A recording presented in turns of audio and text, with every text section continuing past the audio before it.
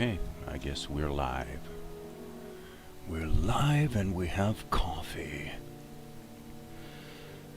Everything is right with the world when you have your morning coffee.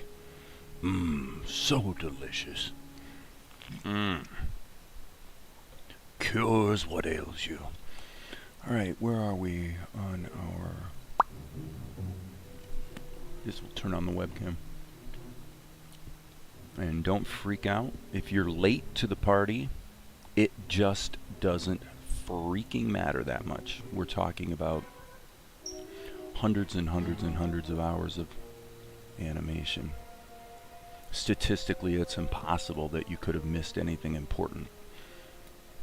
Right? Right. So we're all chill. We're all chill, baby. Well, this morning, let's see what we've got here on the Vegas screen. I'm basically live streaming as a courtesy for those who are actually interested in the crux of what the animation Truman Show really is, which is just kind of watching over the shoulder as you do whatever it is you have to do to create a cartoon. So the last few days I haven't really been live streaming, but it's been actually quite a busy few days. All these shots of Luka have been redone. It came out quite nice.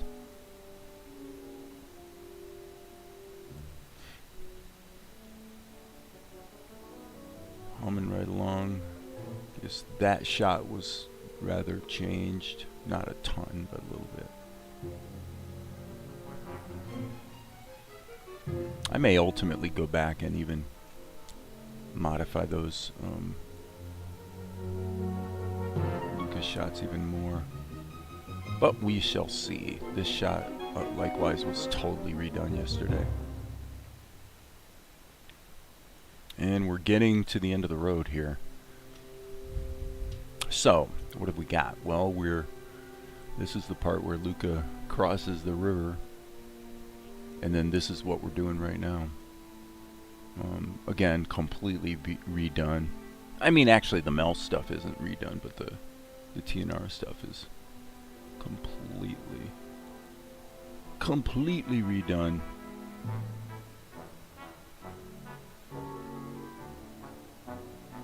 So let's get back over here, where I guess what I'm going to do is erase the pencil lines one by one. I had a little disappointment this morning messing with the tablet settings on my XP Pen Digital Artist 15.6 tablet screen, in which I tried to set the hot buttons. There's 6 hot buttons on the tablet. Express keys, I guess they call them. And I was disappointed to discover, as so often happens with software, that it worked perfectly right up to the point where it needed to. And what I mean by that is, for some stupid reason, if all you want to do with one of the keys is to just have it invoke the control key as a modifier, of mouse actions, it turns out it works on all but one key. Why that would be, I have no idea. It's a bit of a mystery, my friends, a bit of a mystery. And I'm not gonna let it get me down. No, I'm not going to let it get me down. Okay, we got Tianara here, and she settles into her position. I think I'm gonna keep doing what I was doing, though. I'll keep pulling out the red. I think if I hit Shift F, well, maybe it forgot. So Alt M is my hotkey for the alpha to, or color to alpha filter. Just lets us do an instant cleanup, and as you can see, we've got a little bit of an issue here with her collar, including, by the way, an absolutely inexcusable tangent. Oh, tangents are not good. We do not want tangents. No. Tangents are bad. Bad, very bad. But sir, I don't understand. Why are tangents so bad? For the obvious reason that it's completely unrealistic. A tangent is unrealistic. Oh. You mean unlike everything else about this show that I'm creating that's so realistic. Gotcha. Alright. These tweens all happen pretty quickly, so let's see if Shift F works now. It still doesn't. That's kind of weird. Why will it not repeat the filter? I don't understand. But that's okay. We're not going to let it get us down. Alright,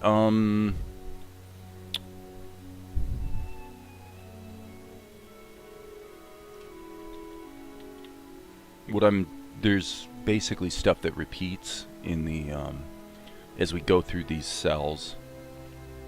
Basically, like, I've only inked in black the stuff that actually changes, because I can just cut and paste the ink lines from the other cells. But you knew that, didn't you? Okay, so this would be, let me see what happens if we do this. Apply filter again, color to alpha. Let's see what happens. Huh. Okay, that's a little baffling, because when I actually hit,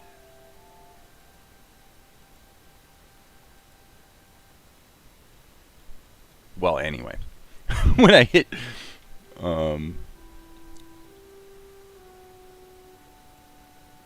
let's hit Control F and see. Maybe I hit Shift. Yeah, I must have. I'll bet you I hit Shift F accidentally.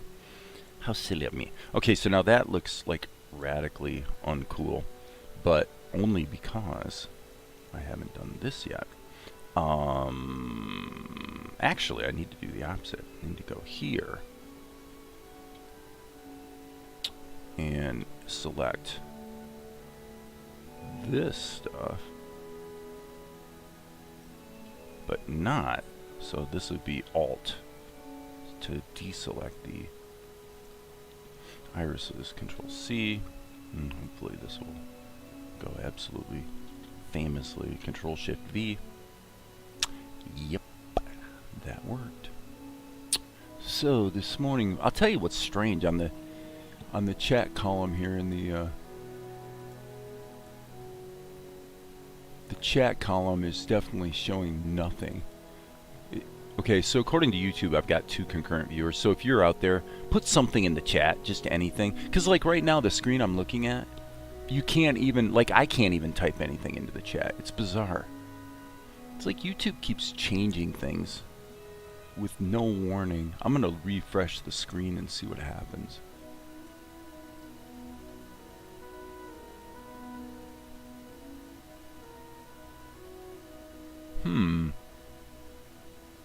Weird. Weird. So I've got a screen for top chat, but I have no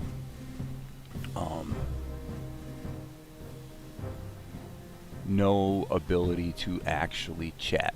So if you're here and you're unable to chat, I'll tell you what, if you're one of the regulars, go to the Discord and post me a note in the general and let me know what's going on with your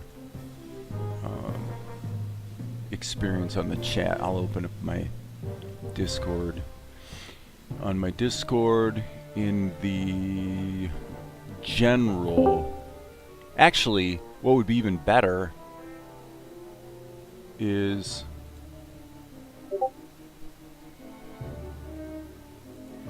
oh, somebody did.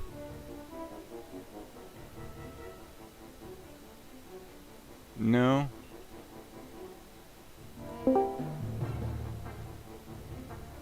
And I accidentally went to my voice channel. That was stupid.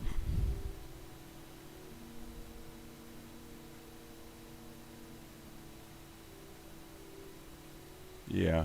Anyway, anyone feel free to post in the general tab. I would say the I'm gonna go to YouTube. This is so stupid. Why do I even have to, like, why would I waste even 5 seconds of my time caring about this? I'm gonna go to YouTube. Okay, yes. Why do I even have to, like, so why would I waste even 5 seconds? We've got Yash Pawar and Noval. So I'll just type in here, hi guys.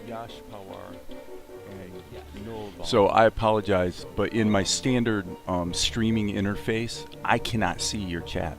Like nothing's coming through. And I have no idea why. And I don't want to waste, I'm animating right now, getting my work done. I'm not going to waste time dicking around with why YouTube has like changed something. And what has worked perfectly for literally years all of a sudden doesn't work anymore. I'm so freaking sick of stupid software stuff. So, much as I love you guys, I'm not going to waste my time trying to grok out why the chat's not working. I just do not freaking care. I would rather get my work done. So, and by the way, take that as an example for yourself, because I would always encourage any of my followers here to agree that getting your animation work done is way more important than dicking around with social networks. Okay? So I stream as a service to you, as a kindness to you, so you can, you know, watch, as I say, over the shoulder. Now let me look here. I want to see if there's anything. I'm looking at, this is what I'm looking at, guys. Okay, this has literally never happened before, where here in the chat, none of the chat that you guys have put in shows up, and I don't even have the ability to put anything in myself. This has never happened. I certainly didn't expect it this morning, and as I said, why am I going to spend even 2 seconds trying to grok it out while I'm actually live? It's just not worth it. So you guys now understand what I'm talking about. It's just it's stupid. Literally ridiculous. But we have to deal with it all the time because, frankly, standards of quality in software are spectacularly low. And it is what it is. So now I did hear a little greeble sound on the Discord, and I wonder if I was catching Amar posting something in the general tab. So I am going to keep an eye on the general tab on the Discord. Just to see, and it looks to me like, yeah, so like right now Discord also has me in, because I accidentally clicked the voice channel, now it shows me in there and it's green, like I don't know if audio's active or anything. It says here voice is connected, and it's not supposed to be right now. It's like so stupid. So I'm gonna now disconnect the voice. Okay, so alright, so I'm gonna say cool, thanks for coming.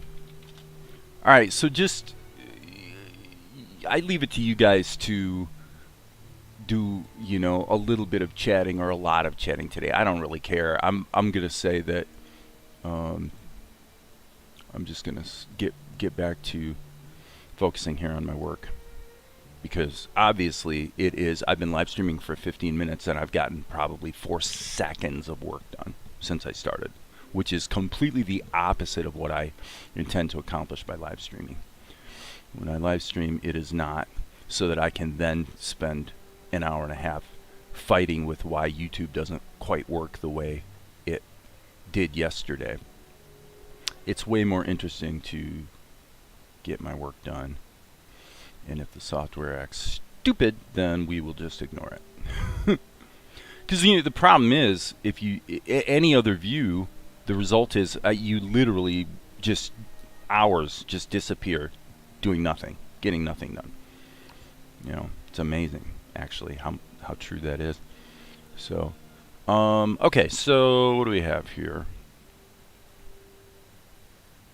Okay, her hair is flattened out, and so now we get here, and the only thing that's changed is her expression on her face. So let's just get to this. What I'm going to do is hit the S key, select this, and then I'm going to hit Alt, and let me just double check this. Okay, it looks like the only thing that changes is the brows and the irises, actually. So what I want to do in this case is I want to very carefully go in and take out the irises and take out the eyebrows. So I'm hitting the Alt key. Okay, Control C. Now I can go to this frame here and go Control Shift V and paste in all the ink except the stuff that's changed. Now here, gosh, I'm just going to do the same thing again and just redraw it.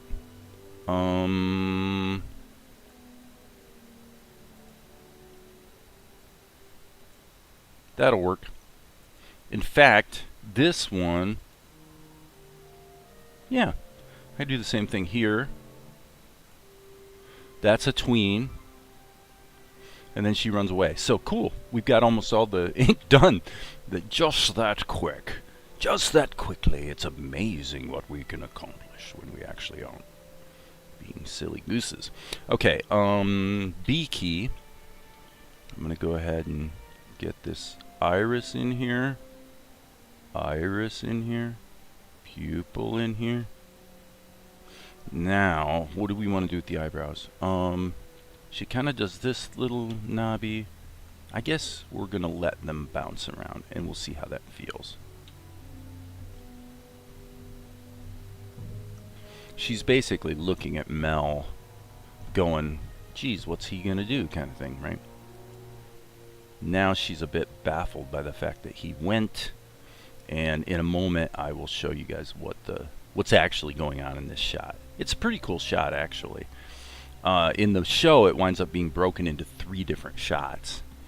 So it's kind of long-ish. So what I need to do now is Alt-M to get rid of the red. And if there's any specific questions here in regard to what I'm doing in Krita, then I guess you guys can post them on the Discord. So what I did was I hit the filter colors color to alpha. Allows you to take any color in your drawing and turn it transparent. Now, some people would say, well, geez, Dave, why don't you just put the red on a separate layer? Yes. That would be the normal practice. I have reasons why I don't that are just a matter of taste and preference, and I don't always do it that way. Sometimes I do it the smart way. And put everything on separate layers, but okay, so let's put Mel back in here. What is this? Okay, yeah, that's the old drawings that, well, frankly sucked. The only reason I left it in there was as a color reference. So let's turn the background. Well, we can't really have the background back on because then we won't be able to see what's going on with Tianara. So let's rewind a little bit. And actually, I'm going to save this. I'm just going to go ahead and take a second and render it. So I'm hitting Control R, at which point you can decide how you're going to have the darn thing render. This is going to take a second. Then I'm going to switch over to my Vegas.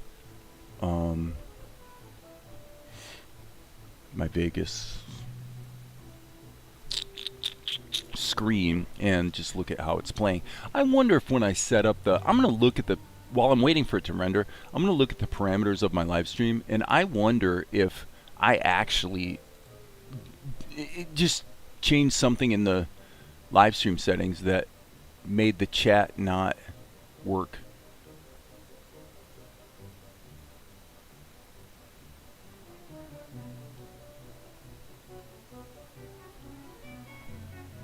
Allow all comments. I've never actually...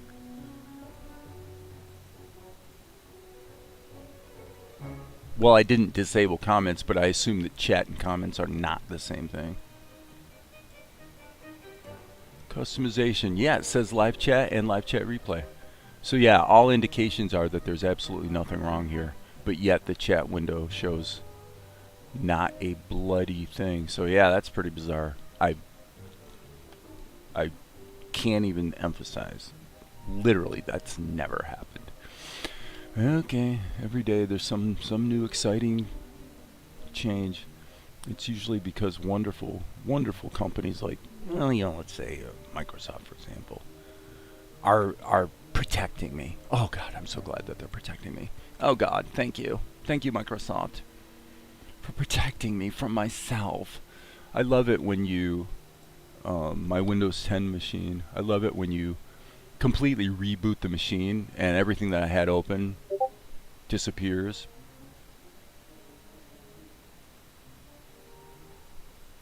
The animation template in Krita has a litany of layers that are very much oriented towards specifically the Japanese anime approach to not only animation, but also the way that the animation passes from one member of the team to another. In my case, there is no team. What I would say for you is if you play around with the animation templates and you like them, then use them. I have looked at them. I've opened them up. In fact, I've actually created my own where I had layers that, like, for example, automatically created outlines. So I could actually just draw solid color shapes and the outlines would be generated automatically, things like that. I've tried a lot of things over the years, and basically the way I do it is pretty much the sweet spot, you know. It's always a there's always a tug of war between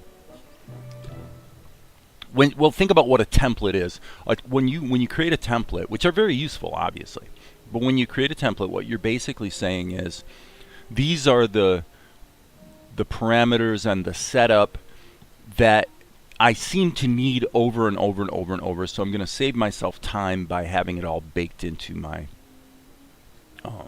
my scene. Okay, so if I was going to do that, actually all it would be for me, like I would have a character folder.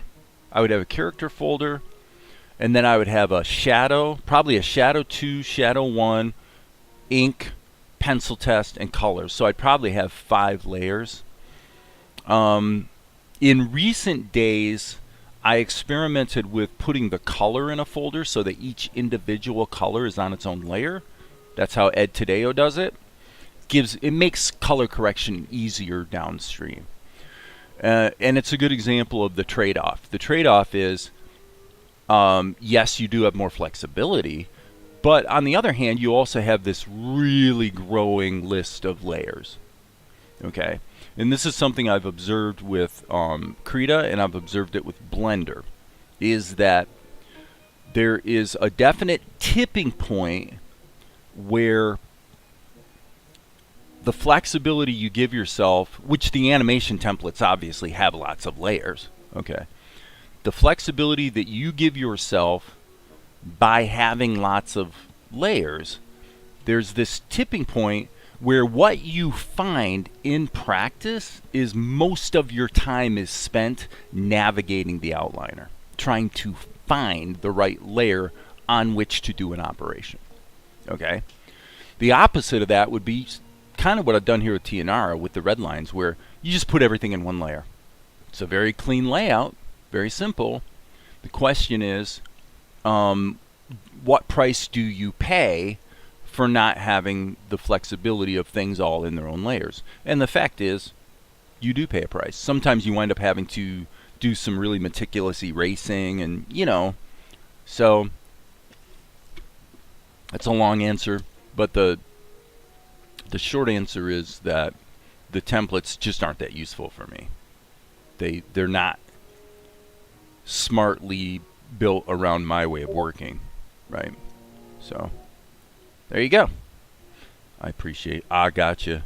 What I gotcha means, for those who don't know, is okay, I get it. Shut up now. Okay, so Tia is getting ready to take off running. So we got this crazy transition. Actually, this would be a good example where probably turning on the skins wouldn't be the worst idea ever. And I'm going to turn them back off. You can see that it's a chaotic mess because I'm seeing the frame both before and after, and it's more harmful than helpful. So actually that kind of speaks back to the template question indirectly, in that a question people would often ask me is something like, well, why don't you use the onion skins, man? If you have a really clean layout where, especially where motion is moving in a specific direction,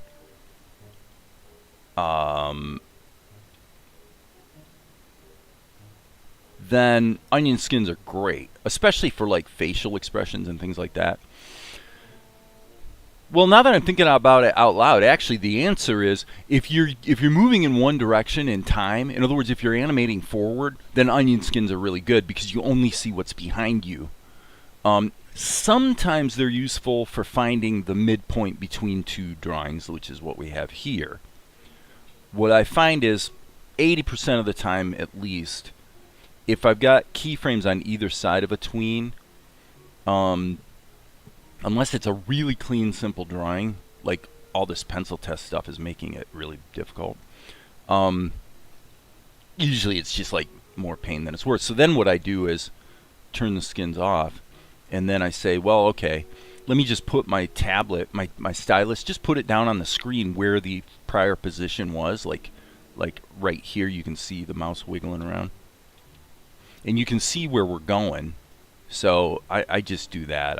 And I can visually see where the skins are going to go, or where the skins would be, basically, without having to actually clutter my screen up too much. So,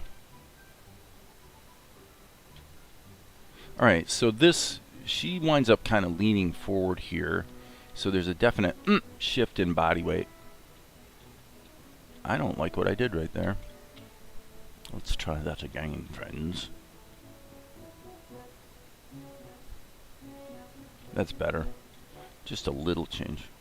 Okay, again, this is a one-frame tween, so she's pretty distorted.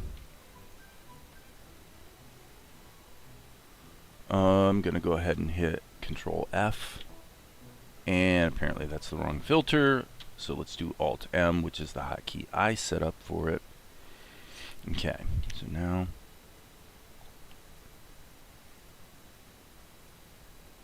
by taking the sketch out, I can see what I'm doing better.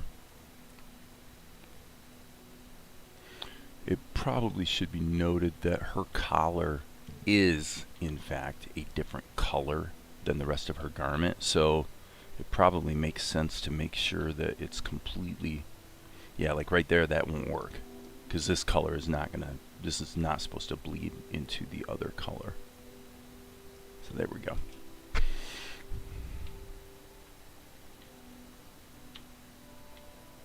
And those are all repeats.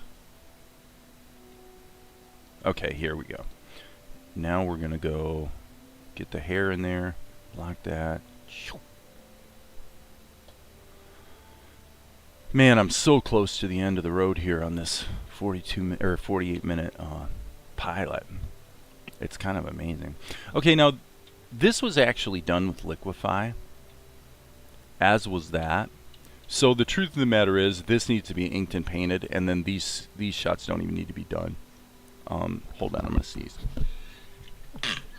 Excuse me, friend. Excuse me. Once this is inked and painted, I'll be able to go ahead and use Liquify to get those other keyframes in there. So actually, this is pretty much done. So we're actually at the point of paint, I believe. Let me double check. And later we'll put some eye blinks in there for sure. Yep, good. Okay, so now we'll go to our color key. This completely lame-o ancient drawing of Tianara. We'll turn the Mel layer off, so we can come back here and just use this as, really, dude? That's what you're gonna do? I guess if I wanted to do that, I probably needed to add a, yeah, I probably needed to add a transform mask if I wanted it to stay put. Okay. Alright, so now there is a bit of a caveat to this. In that, let me just pause for half a second here. I'm going to have to make a bit of a judgment call, because that color is not quite right. because she is in shadow. So I'm gonna guess that probably that's about right. Okay. Cool. So now what we're going to do is go back here, and we are in behind mode. Okay, before I go crazy with all kinds of fill operations, I need to first protect her eyes. Protect her eyes, my friends. So I'm taking the flesh tone and using that to create a nice little border.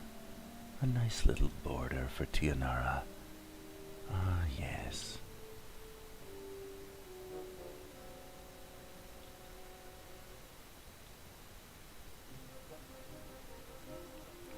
Boo-doo-doo.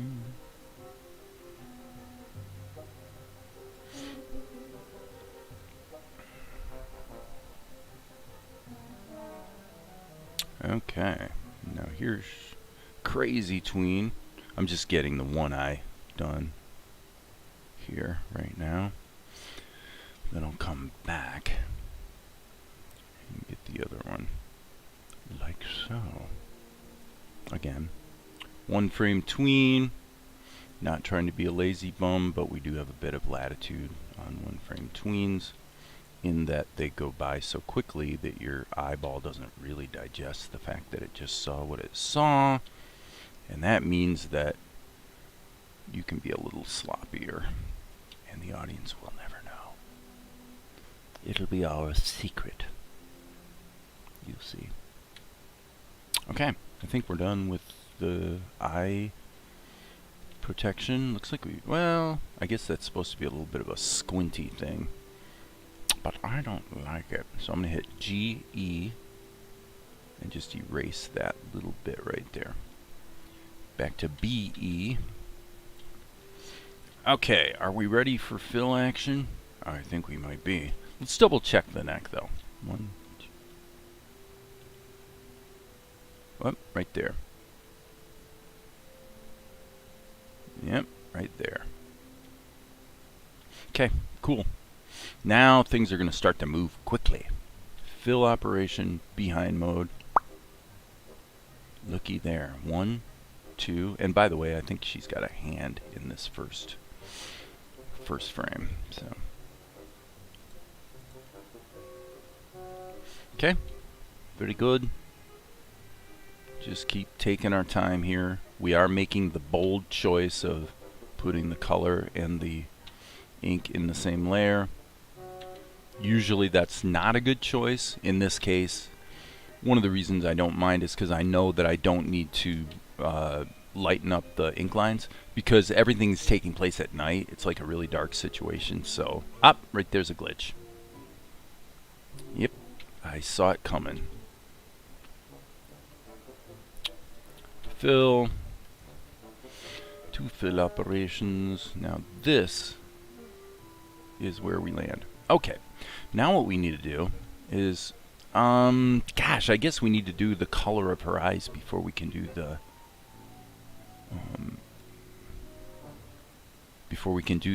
the whites of her eyes, since we are in behind mode. Now I'm going to look real close here, and I think I'm going to sample this color and see how close. It was pretty close.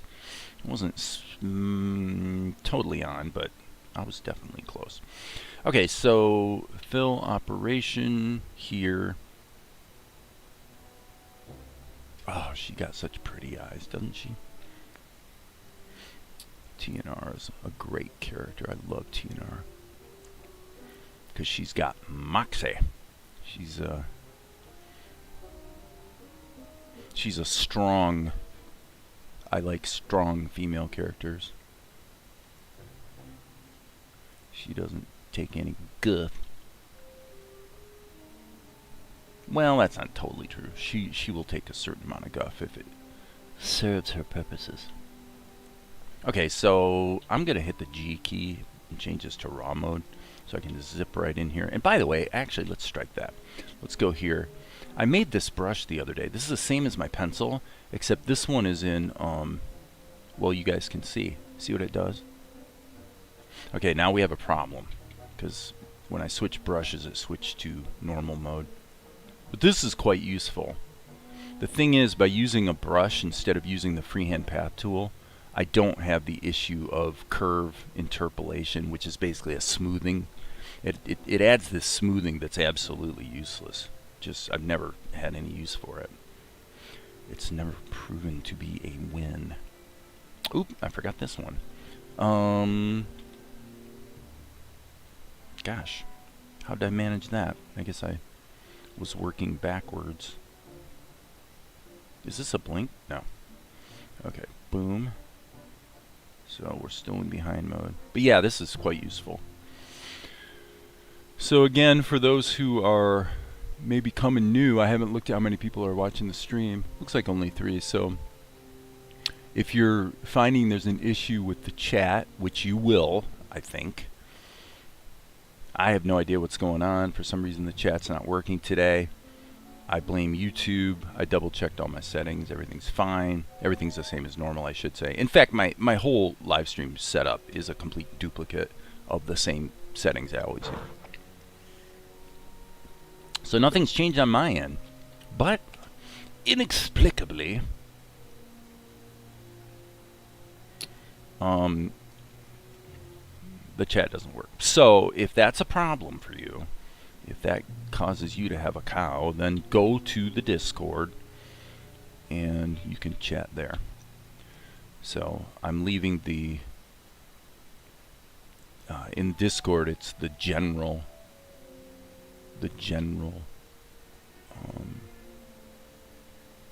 channel, I guess. I'm thinking of the terminology. It's a Discord server with a general channel. So I'm just, because I'm in behind mode, I can just sloppily loop around these. And you know, frankly, I like the way it's starting to look. Let me get this. Now that's not quite as saturated as I would prefer. No.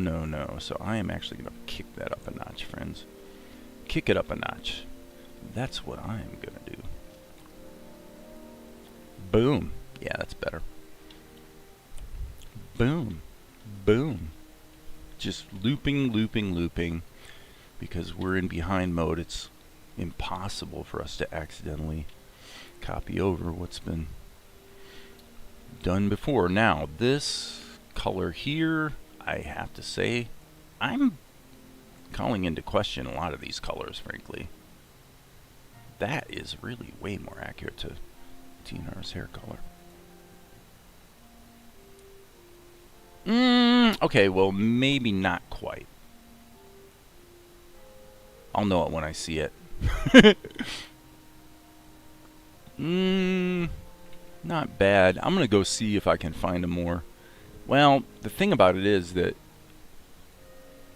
in the show, Sifter, wow. I remember that scene from years ago, especially the girls' designs.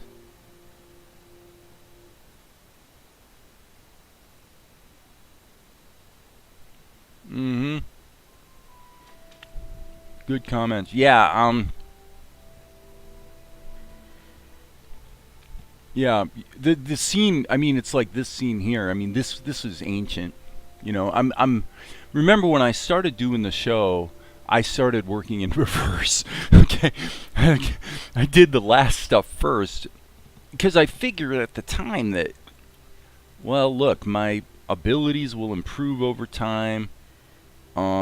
I don't know what I was thinking, but the bottom line is that as I get closer to the end of the show, I'm increasingly encountering these shots that were originally done years ago. Now, the humbling thing about that is this. It's actually scary to realize how much it's really crazy. To some degree, you look at it and you go, man, I just haven't improved at all. I mean, some of the stuff I did the earliest looks the best. So there's that. But on the other hand, there's also the opposite where you're going, oh my God, this is like so sloppy and nasty that how did I ever stand to do that, you know, kind of thing. So it's really a mixed bag. of feelings. Feelings, my friends. Lots of feelings. Nubel says, I wish coloring in Krita was more like coloring in Toon Boom and Open Tunes, where you can change the colors in all frames at once. Well, as I often say, Null Val, there's nothing you can do in Open Tunes that you can't do in Krita, and vice versa. Both can do what the other can do. Where Krita's stronger is going to be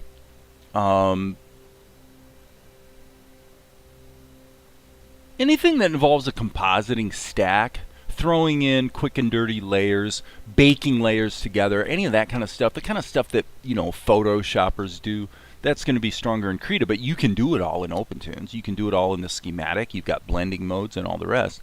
So to your point about coloring, if you want to have that ability in Krita, all you have to do, and by the way, I'm assuming you don't mean change all the colors in the sense of changing your whole palette, which you could obviously do with any kind of a filter. You're talking about the ability to change the color and have all the frames that reference that color all change at the same time, right? The way you do it is when you do your color in Krita, just create a folder, and then for each color you're going to smack down, go ahead and put it in its own layer. If you do that, then if you add a filter mask, do you understand how to do that, or do you want me to show you? I can show you. It's really easy, actually.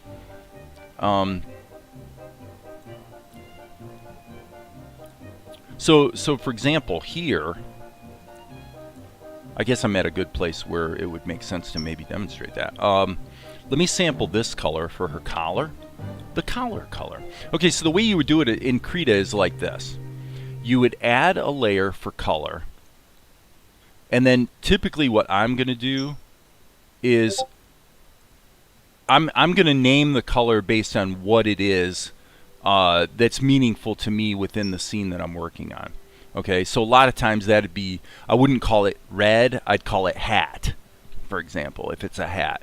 Things like that. I'm going to save my work, though, because for some reason... Okay, yeah. That was annoying. Okay, so here, let's just call this dark gray.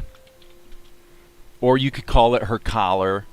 Or in this, we'll call it light gray, which is going to be her garment.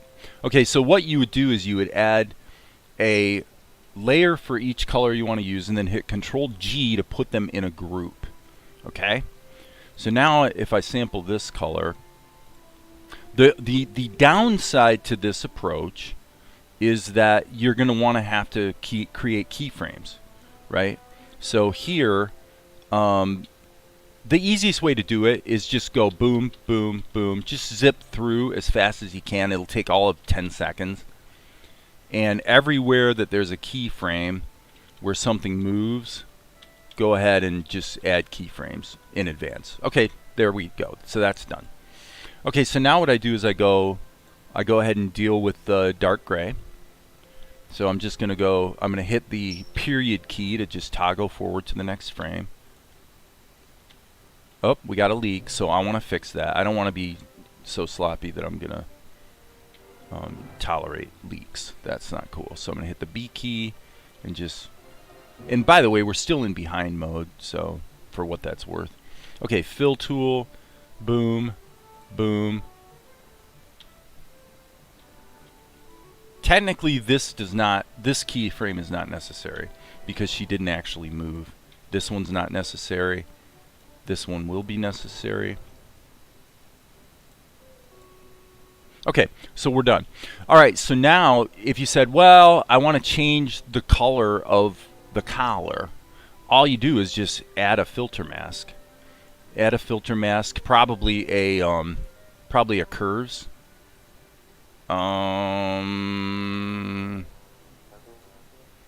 So there you go. So I add the curves, and at any time I can go ahead and look at its properties and adjust it later. So as you can see, we can change the color, and it's going to change that color everywhere in the show. So as you can see, if we go here and look back here, ta-da, it's been changed everywhere. So as I say, it's a little clunkier. It's not maybe as elegant on the face of it in terms of having these procedural colors that you can change after the fact, but the reality is, under the hood, Tahoma or OpenTunes are doing the same thing anyway, actually, you know. So that's all there is to it. I don't know what that icon is, but okie dokie, buddy. Okay, so anyway, back to work. This is the color for... So this filter mask we do not need, right? So I'm actually going to delete it. And, by the way, I have to say, Krita is pretty unresponsive today. Probably the most... one of the most... See right there, I hit the trash can, and nothing happens. What the heck?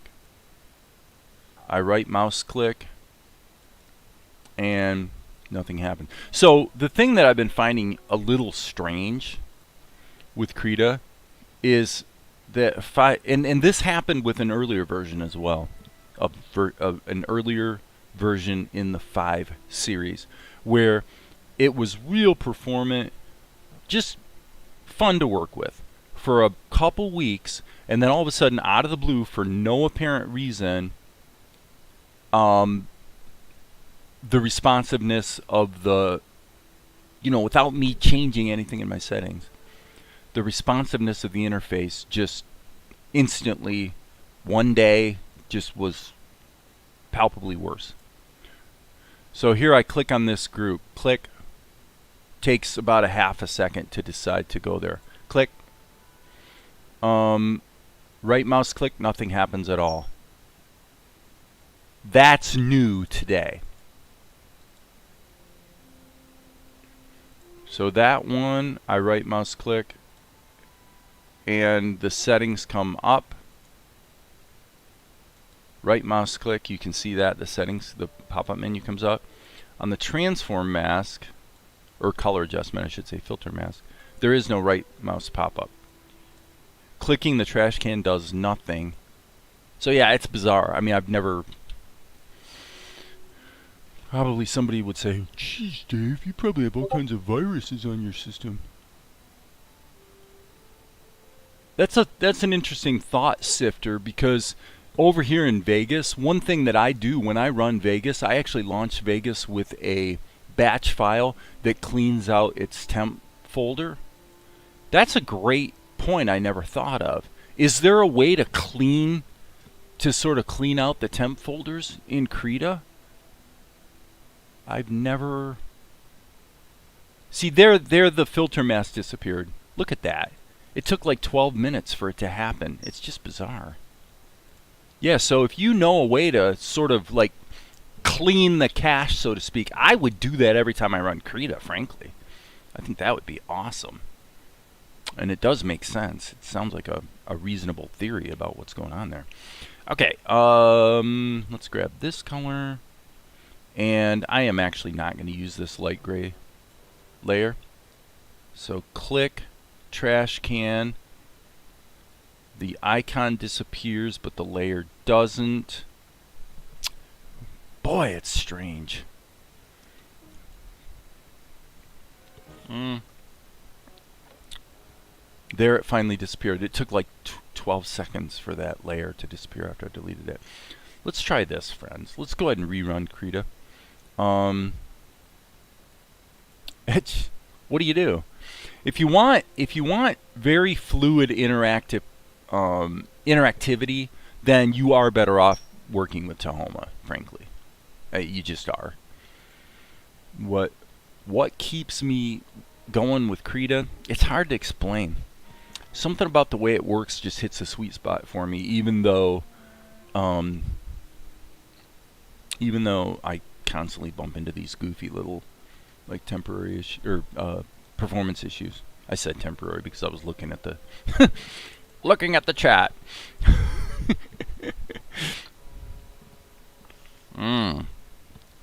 time is it? Yeah, we've almost been live streaming for an hour. Okay, well, let's see what happens. I'm going to sample this color one more time, hit the fill tool, put it into behind mode, and let's just go, actually I can go here,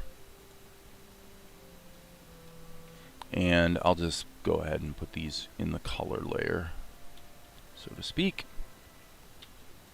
And then all we got to do is the back of her hair behind here, and that's it for that. Okay, so she does have these armbands. I don't know if in this shot it's important that we show them. It's pretty sloppy to not, but let me defer on that choice for the moment. Okay, I'm going to take this darker color here. Smack that behind there. So by the way, you guys might notice here that I am operating in the color group. So I've changed my strategy in midstream in that the facial colors are all baked into the character.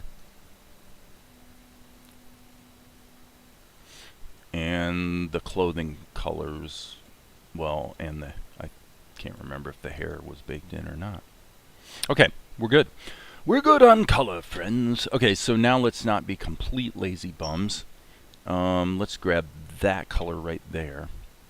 And now what I'm going to do is I'm going to go ahead and merge this group. So I don't need the color to be in a group. And yes, Krita does seem to be the basic thing that I find baffling is how do you have a software of this capability and quality where click, it takes almost 1 full second for the interface to respond to the fact that you clicked it. I mean, to me, I just find that baffling. It's bizarre. If I use my mouse, doesn't matter. So it's not a tablet thing. It's not like a tablet driver problem. I find it baffling. Okay, now the question is, what are we going to do here? Are we going to bake these together? I'm feeling frisky, friends. So I am going to hit Control E and bake them together. Okay, so now Tianara is all baked into one layer.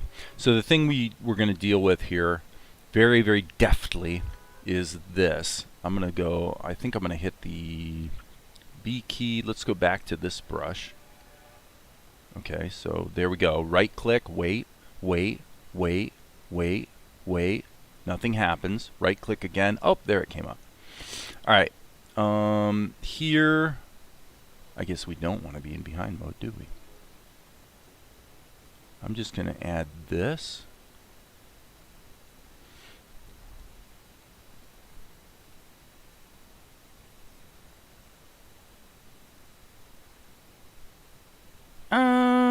Maybe a tiny hint there. But basically, I'd say once we get past there, maybe here, I think that'd be okay. So it's probably some temporary files in the museum. I'm guessing it's the folder you want to deal with wherever you saved it in your storage. Oh, well, okay, yeah, fine. Thank you, Sifter. Let's see here. Let's go to Configure Krita. I tell you, it's in resources. So I actually have within the Krita application, I've got a folder called Dave. So cache location. Gosh, when they talk about the cache location, are they referring to the just temporary files, or are they referring to the animation cache? I'm assuming they're talking about temporary files. So let me check something here. This is Krita-5 is my folder, and the fact of the matter is that this is probably not the... Oh, I guess it is. Okay, so I'm going to go in there and...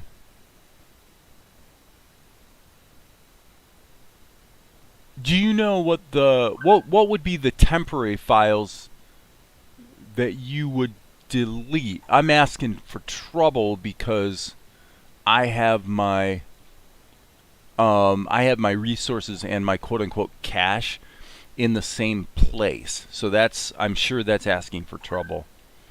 But if you wanted to get some performance increase, the question, of course, is what would have to be deleted? What would have to be deleted in order to clean the cache, as it were?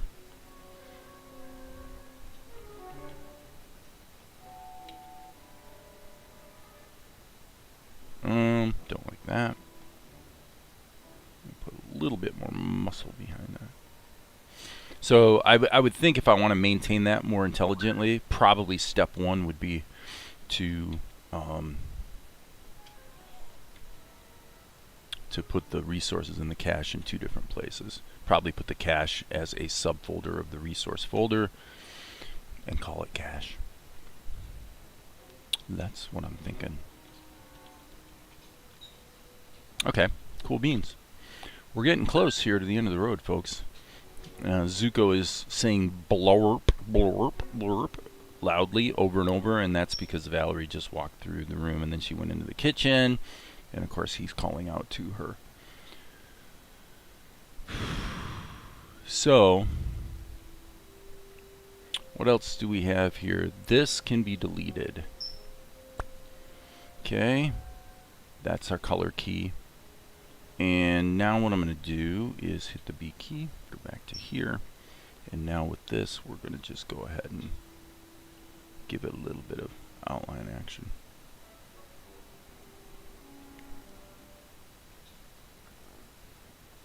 Now technically, if you want to really be picky about it, we should see the cloth sort of popping out. I just kind of think for this shot, since we're seeing so little of it, probably just doesn't matter that much.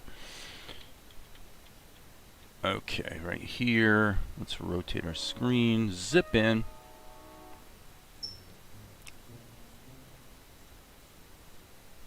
How thrilling and exciting to be so close to the end of the road here. Okay. This is all going to be liquefied. So, let's go ahead and add a layer called SHD, and we are definitely going to have an SHD2.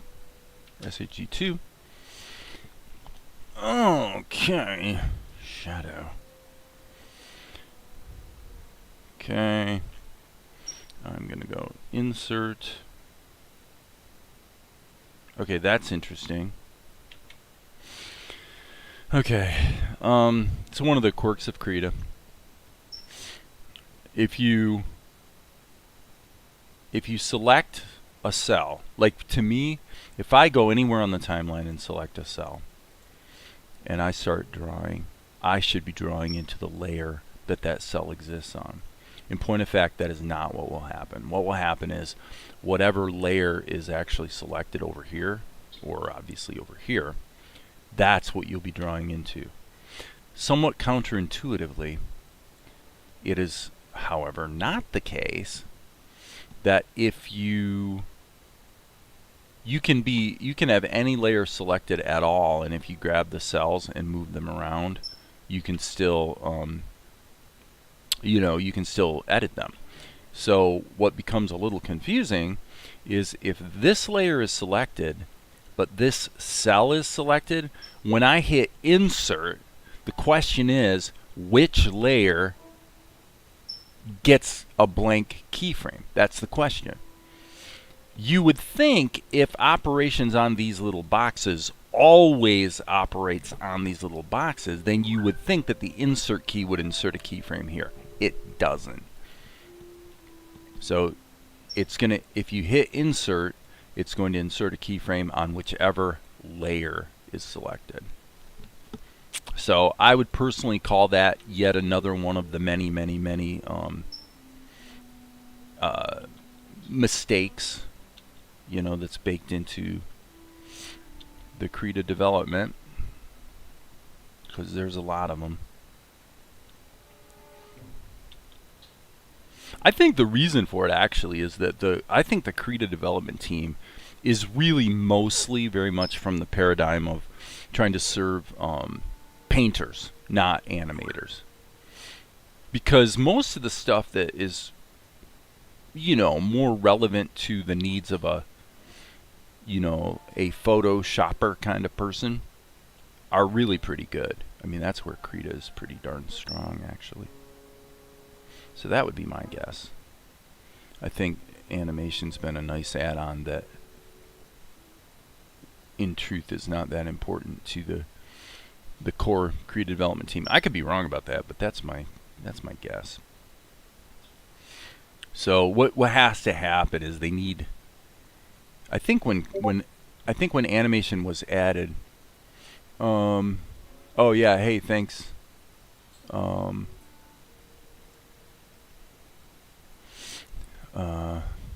Maria, for your little good morning. So yeah, I don't know what's going on with the chat. This needs to be alpha locked, by the way.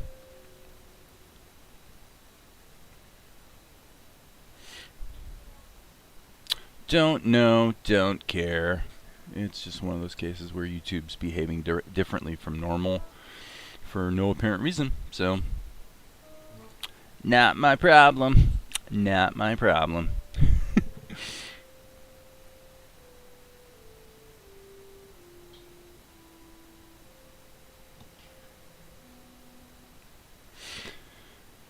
Cool.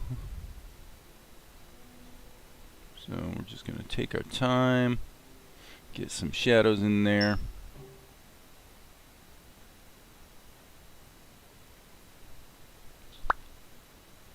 This is a little small on the screen. Yeah.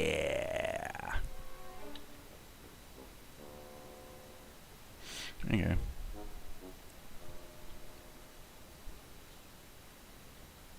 So we definitely should have this region in shadow as well.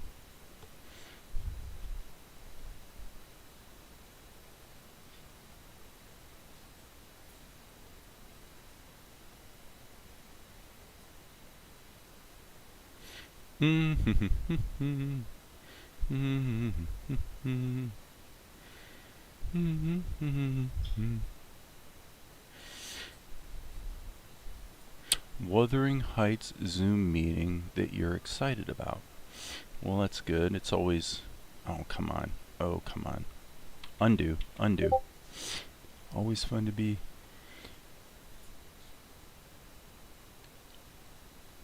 Nullval. Krita is amazingly capable. If only it wasn't designed for some hypothetical cyborg, human-alien hybrid, then we could all harness its immense power.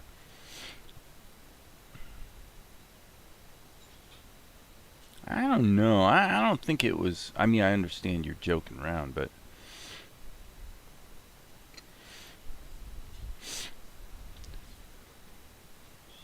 Put it this way.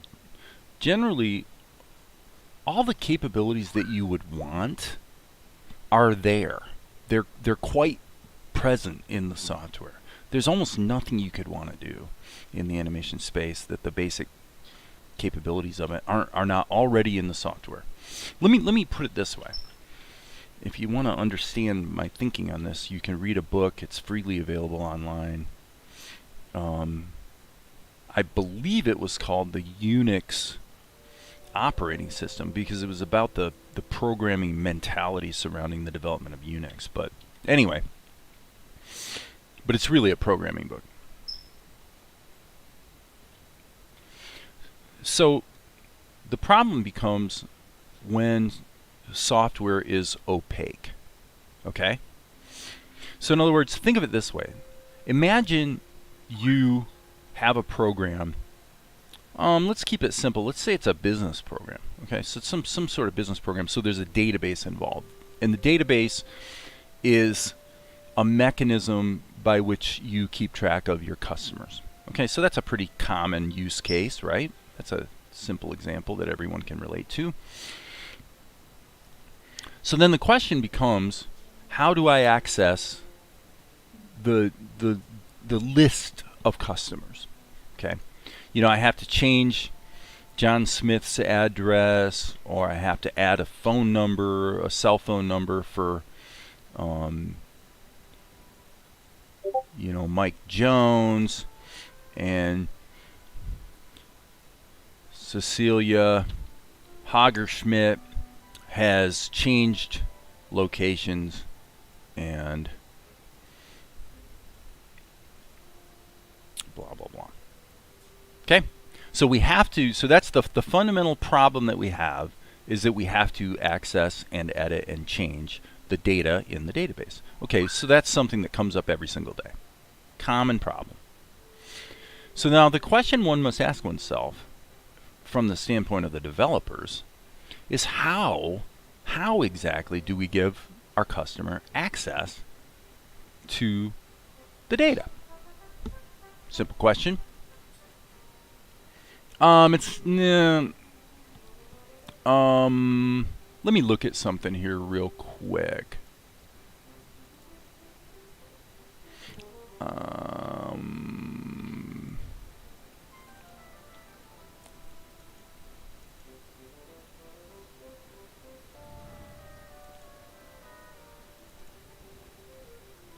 It's called The Art of Unix Programming.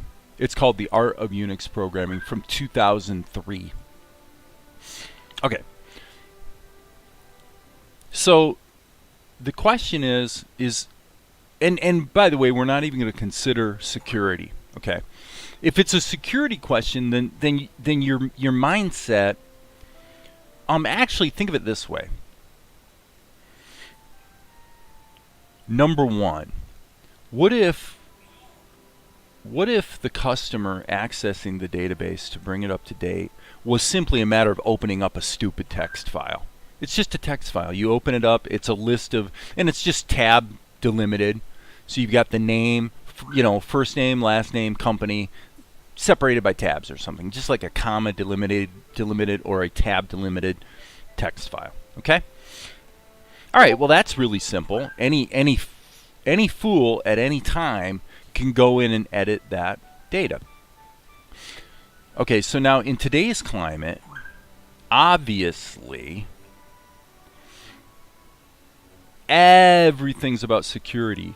Indeed, you know, my web development, I should say hosting costs recently doubled, just because in order to have an encrypted connection, the secure sockets layer, you pay a lot more because they can charge you for it. You know what I mean? They're basically making money for almost nothing at all, and so why not, right? So where I'm going with this is that if you want to charge the customer, so let me get back to the original point. The question is, are you going to have a transparent interface or an opaque interface?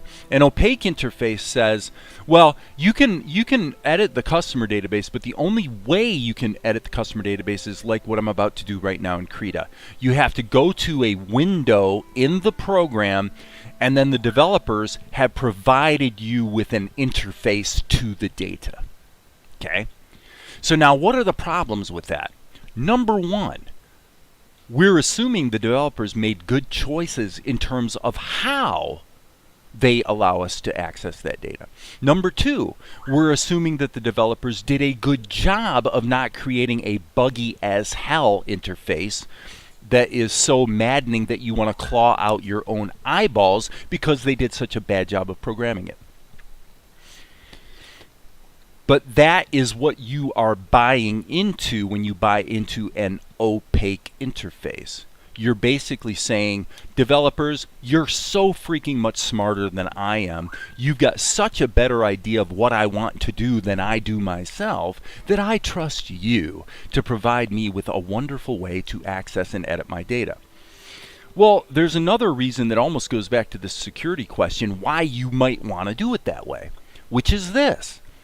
If the interface was transparent, then the developers sell you the software, and then you're going, well, what do I really need you for? Any idiot can open up a text file. Any idiot in 1 minute can figure out how the data is organized, and any idiot can figure out how to edit it. So what do we need you to put all those thousands of man hours into development to provide a freaking window? Oh my God, there's a pop-up window. How cool is that? Oh, a window. How exciting. This is actually the world we live in right now. People get excited about a window popping up, right? There's an app for that, right? I don't know how to make my own lunch, so I need an app to tell me, you know, what I can eat on Tuesday, what I can eat on Wednesday. This is literally the world we live in. So software is generally opaque and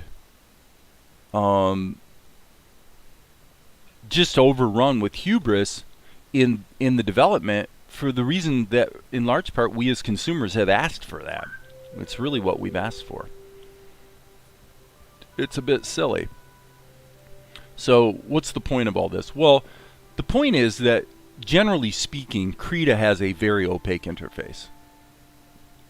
And it's sad to me because everything that we gained, think of it this way. Everything that Krita does in version 5 in terms of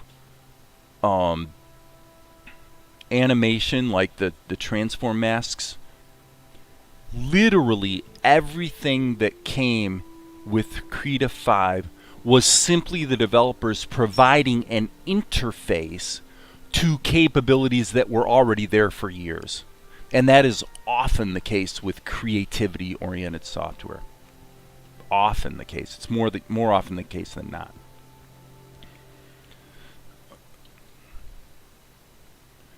I've said here many times that a tremendous number of problems in Krita animation would have been solved 2, 3, 4 years ago by simply having the transform tool. All you needed was this transform tool to just remember the prior setting so that you can do an action and then just repeat it. What's complicated about that? Literally nothing's complicated about that. The problem is it's not clever. It's not, it doesn't create a climate where we as creative people are absolutely dependent on the software developers to give us access to the tools. And the only option, frankly, is to program it yourself, which you can do. So you can't complain too much because somebody will say, well, if you don't like it, why don't you get involved with the development? And for me, the reason is real simple. It's because I'm creating a cartoon. I'm too busy doing this to sidetrack myself with a big software development thing. So what I wish is that I very much wish that all the parameters, like everything that happens in Krita at all times, I wish was just encoded in simple text files. Because if it was, it would be like, then you literally don't even need the Krita program to run. You know, you could actually go into the text files and just, you could edit it by hand if you wanted to, if you're clever enough. And you create a situation where you're able to be creative without being dependent on the developers providing an opaque interface that just happens to hit the sweet spot, where they just happen to do an actual good job. With Krita, everything that improves always comes with quite a tremendous amount of bugginess that goes with it. So for every step forward, they take, let's put it this way. I'm trying to think of the level of granularity. If Krita takes 10 steps forward, they take at least 8 or 9 steps backward, typically. That's completely normal. But then again, it's normal for most software, actually. Because the standards in software development are obviously so stupidly low that it's pathetic. Pathetic, my friends. Pathetic. Okay, so now what we want to do is actually, probably what we want to do is grab, let me think about this for half a second. The problem we have here So we got 1, 2, 3, 4. I think we'll just take these out. Okay, so we're going to start on frame 55. And what we're going to do is go to the group. And then we're going to do a liquefy. And apparently that's as big as the liquefy brush gets. So I'm just going to move it a little bit. Go forward. And then as I recall, when I did this before on the pencil test, what I actually did was I did a shear operation like this. And then I let her get a little bit bigger. And then I just did the same thing again. So I let her get a little bit bigger so she's sort of coming into the screen. And then she, in fact, I think this needs to be even bigger as a matter of fact. Something like that. And then here we'll just kind of pop her off screen. And then I suppose just insert blank keyframes there, and there. That should do the trick, I think. I think my shot might be done. That's kind of interesting music. What is that? Oh, that's from Disconnect. Wow. Okay. That's called Connor Helps Mr. Simmons. So all the music in the background is music I've written in the past for the movies, the live-action movies that I've written and directed. In case you wondered, it's all just movie underscore. And I won't get a copyright strike because it's all music I've written. That worked. Okay, one thing I do want to do here, though, is let's go ahead and bake Tia down. Let's merge the group. We'll give it 30 seconds to bake down. I'm satisfied with it. I'm not too worried, so I'm going to go ahead and commit to it. It looks like it's already merged. Let's save our work. So the reason I did that, and by the way, if you want to hedge your bets, just make a copy of the group and then turn it off, and then bake down the copy, right? Then you don't have to worry. If you need to get back to your original layers, you could. I'm feeling, as I say, pretty confident here. So what I want to do here is I'm going to do actually this, by the way. I'm going to slide that forward just a skosh. Thank you. Yeah, I haven't really done a lot of background painting lately. So one.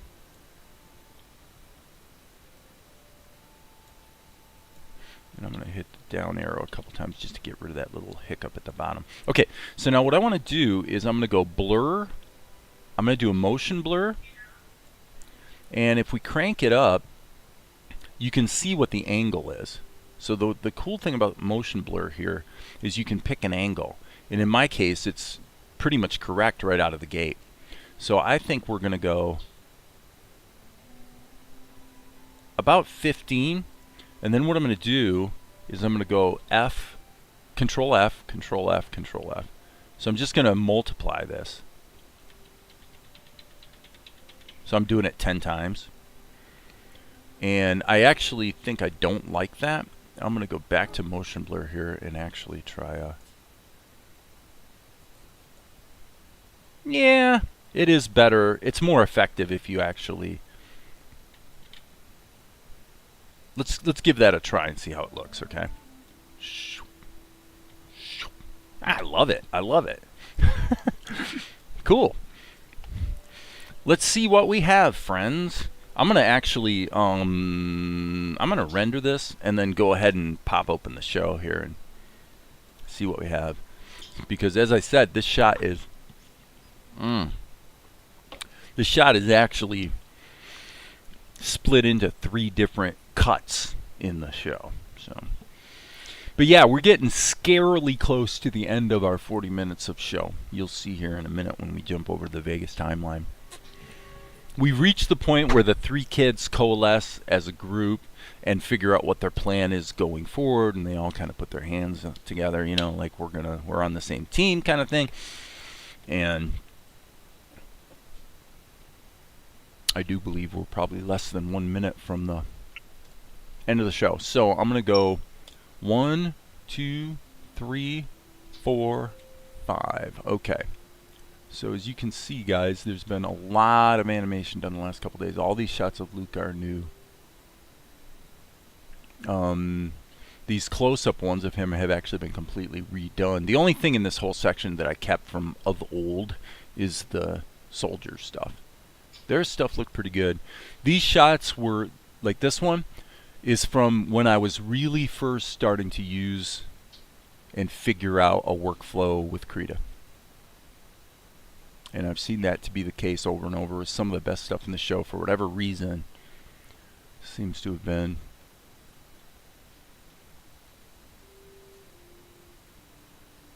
early Krita stuff. Okay, so that shot was done yesterday, I believe.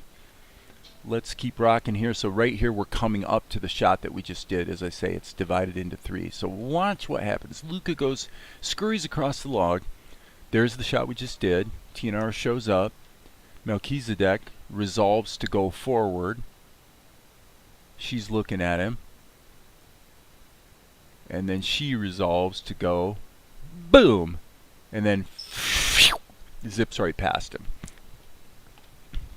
She is really starting to annoy me, he says. So this is a fun sequence. All right, so cool. I would say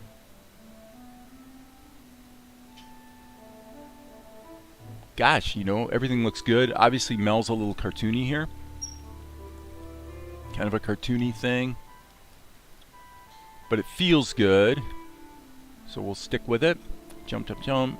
Blah, blah, blah. Okay, so we are literally into the last little bit of the show, which is this section right here.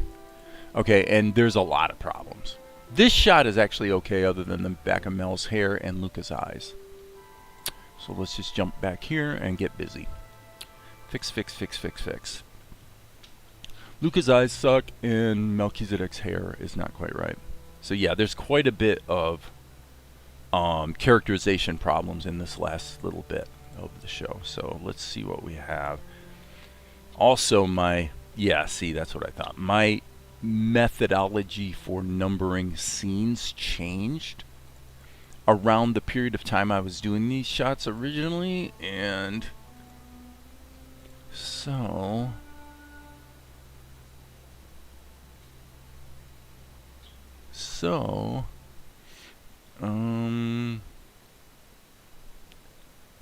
again, 773. It's probably inside here. Yep, there it is. That's back when I was using Aura files. Not the end of the world, my friends. Not the end of the world. Okay, that's interesting. What is this? Okay, let's get rid of that. So yeah, in this case, I did exactly what I described earlier. I had a shot with a bunch of layers, and then for whatever reason, I baked them down and then just turned off the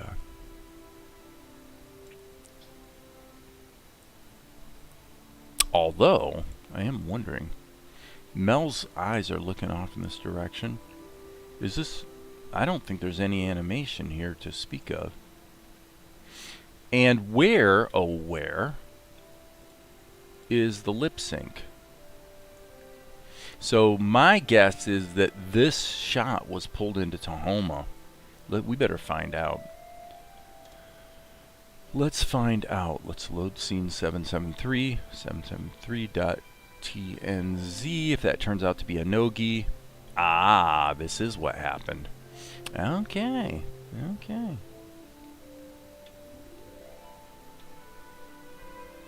Yeah. Okay, so fine. We'll work in Tahoma for now. The only thing I want to change is I want to go in here, and if you look real close, this is easy to fix. Okay. Let's take this brush, hit the R key, sample that, hit the B key. Now what I want to do is I need to really round out his eyes a little bit. That's all. Like so. So in Tahoma, the hotkey for sampling colors is R. not the control key as it is in Krita. I wish you could use a control key the same way, but you can't. You can't, so get over it, friend. Get over it. Okay, we do have a bit of a hokiness around the a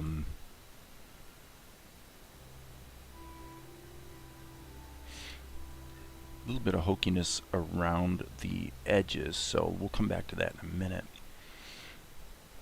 You can see it right there. Probably if we, let's look at this rendered. Let's see what we get. Ah, looks like the edges look pretty good. I wonder if I actually already added the anti-aliasing. I didn't. Let's see what happens if we do.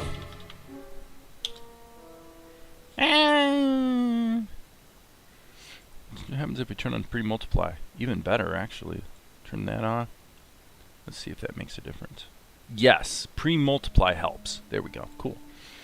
We'll save our work. Alright, so if there's any, gosh, you know, if there's any Tahoma questions, today would be a good day to give them since I'm in Tahoma. Alright, that looks fine. The other thing that's missing, however, here. Oh, wait a second here. I wonder about this. I am going to do a quick edit on the mesh because I have a suspicion. Nope, I was wrong. Okay, that's fine. Let's come back here. I want to be a little bit more aggressive on this hair behind a little bit. I just want to show that a little better.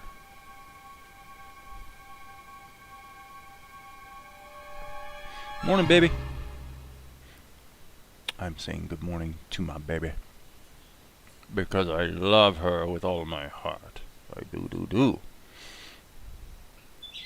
Okay. Back here, we can go ahead and turn this off. And I actually think job done. Now, as you can see, Tahoma seems to render pretty quick. Practicing inking using vector multi-arc. Yeah, multi-arc's a good tool.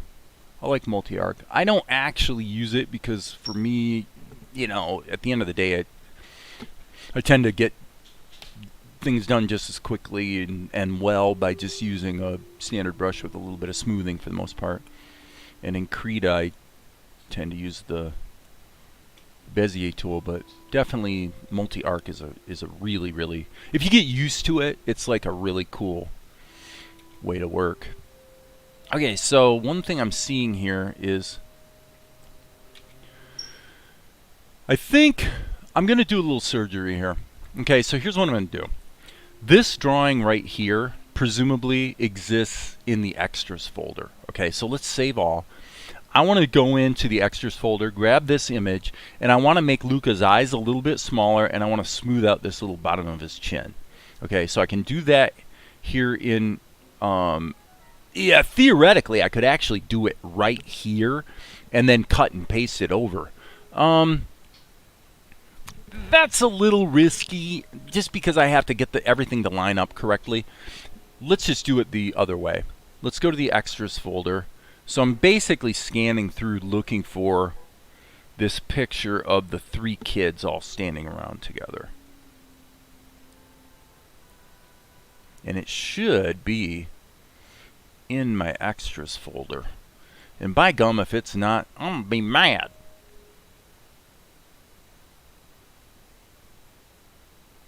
Actually, we could probably speed it up a bit by doing this. Let's go to level settings. And this is, my bad. It's actually in the 773 folder. Okay, that makes it easier.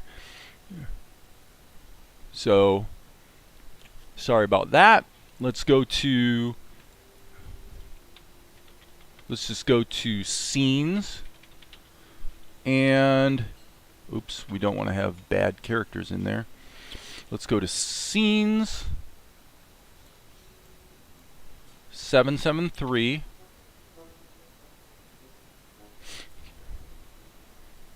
Mm-hmm. And I believe data, yeah, because this is from when I was doing everything as a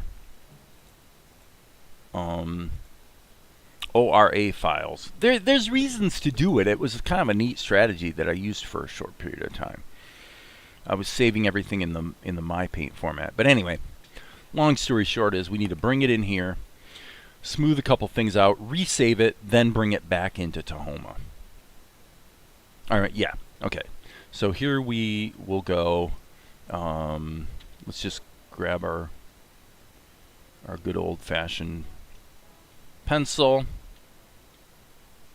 and just kind of start fixing things a little bit. Okay, let's go here. So we just want to round that out a bit. And now the big problem is Luka's eyes. So I think we can solve it this way. Let's hit the liquefy tool. So watch closely. This is where you're going to learn something. But then you take the liquefy tool and you put it in scale mode and you click reverse. Now what's going to happen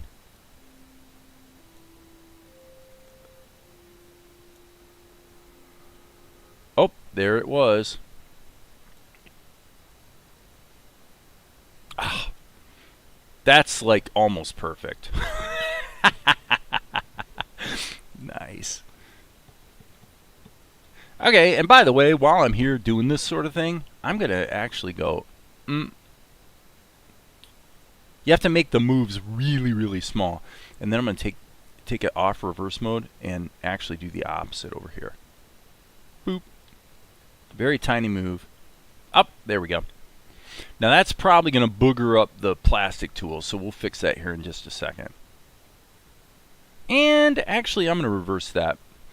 I do want to do it, but I only want to do it on his, just his hand.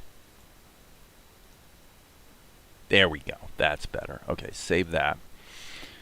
Save, save, save. Okay, so now what we do is we go back to Tahoma and we open a recent scene file, which is in fact the exact same one that we were already working in. And as you can see, Luka has smaller eyes. He's a little smoothed out around the jawline, and probably, yep, everything's fine. Okay, so we can just hit Control-Shift-R, and actually our work here is done. So let me go back to Vegas, see what we've got, and we are getting precipitously close to the end of the show. Do-do-do-do-do-do, yeah.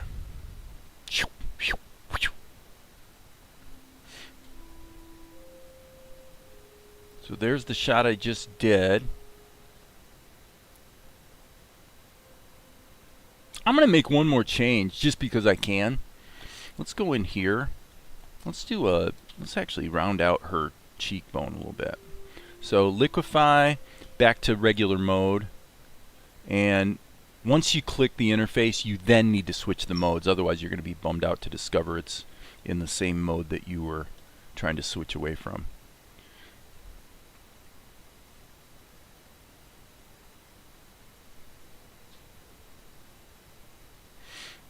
So yeah, and see, that's, liquefy is another example of what I was talking about before. That the performance of Krita 5.0.6 was really, really good, and then became bad. It's the darndest thing. Okay, so I see your. As a matter of fact, Tim's cheekbone, less Katharine Hepburn, more Betty Davis. Yeah, I mean, perhaps. The less Katharine thing I would agree with. I'm not sure I'm buying the Betty Davis thing, but I'd have to look at pictures of the two of them to be sure. Okay, but that's basically what I wanted to do. So it was just a little too angular. Yeah, see how angular that is? Now watch this. Watch this. We just reopen the scene. Up. Little bit smoother, little bit smoother. Control R, or I should say Control Shift R. All right, that's it for that shot, and we go back to the show. check out what we've got going, and it looks like 775 is a different shot, so this is a little problematic. So we have this shot, and I wonder if 775 references the same drawing. Let's find out. So we've got a bad shot of that's got to be completely redone because he's totally off character. Oh, this shot looks great, actually. I'm not sure I'm loving the animation, but the way she's moving. Okay, see ya, Novel. No big deal. See you next time. The way she's moving screams liquefy to me. So this is almost surely a Krita shot. Okay, so that's fine.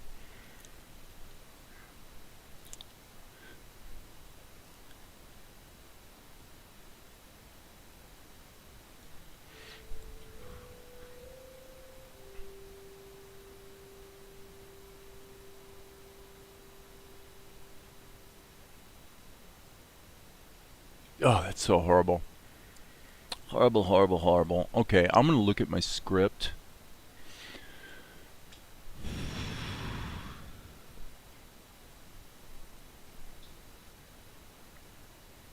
Okay, if I think what we've got here is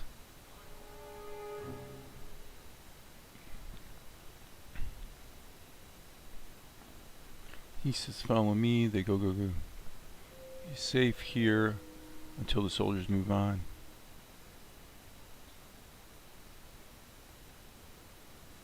Huh. I unfortunately you guys have to sit through this or you can get sick of it and leave. But I have to look at my script, and I'm feeling like the animation and the script might have some discontinuities.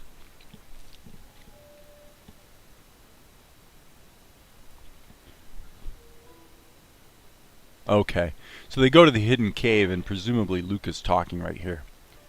We'll be safe here until the soldiers move on. What are you gonna do? Okay, so he says, what are you gonna do, Mel? There's trouble, Luka. At first light, I'm gonna head down river to Nippur. Okay. It's a long journey. What about you? Well, I can't stay here, and I can't go north. My family would...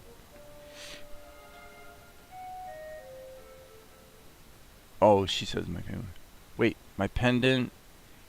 So, must have fallen off near the fire. If they find it, they're going to know I lied, Luka says. Yep, that's that shot. Oh, man. Okay, so it looks to me like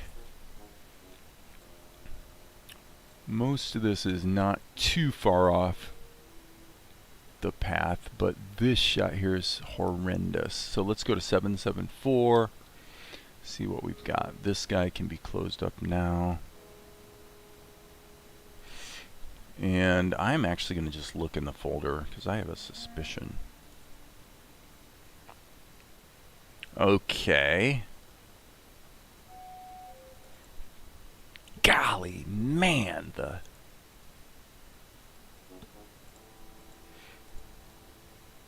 Yeah, what's sad about this is we had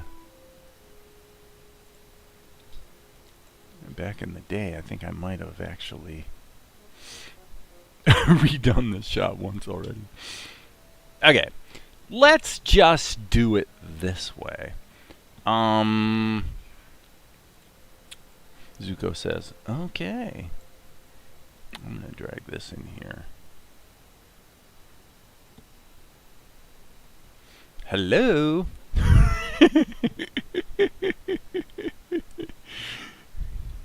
Getting a little snarky there. Okay, so I need to backpedal here in the script a bit. So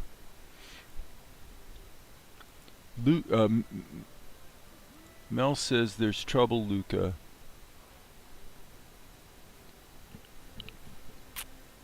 Okay.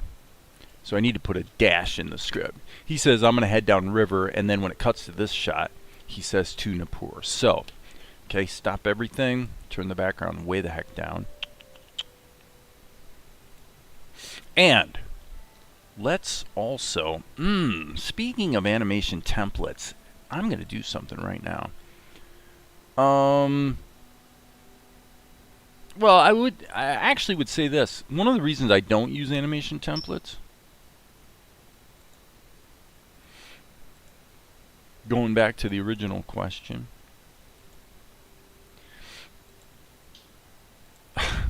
Okay, I forget what I was about to say. It's irrelevant.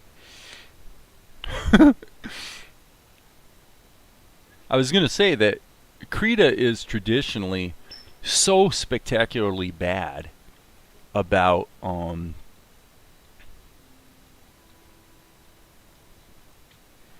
like you make changes to like you add a template in the resources there, like what we were just looking at, and you add one and then it doesn't appear as a selectable template. Things like that happen like all the time. You rerun the software, sometimes it appears, sometimes it doesn't. Anyway, what's missing here is I wanted to have a cinescope slash rule of thirds graphic. So it seems to me, so again, those of you that find what I'm doing right now completely boring, I don't blame you.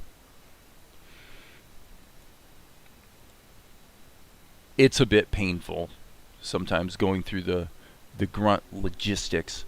But the question was asked earlier, why don't you use animation templates? And the answer is, there's not really a great reason.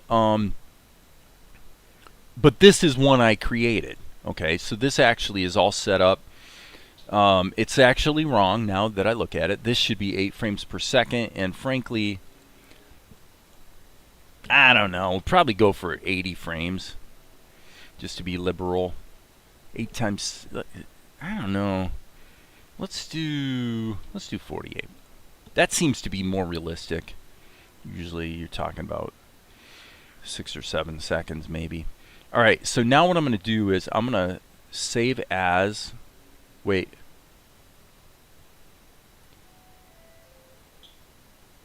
Create template from image. Now, this is another one of those things. Okay, so there's Dave animation. Hopefully this will work.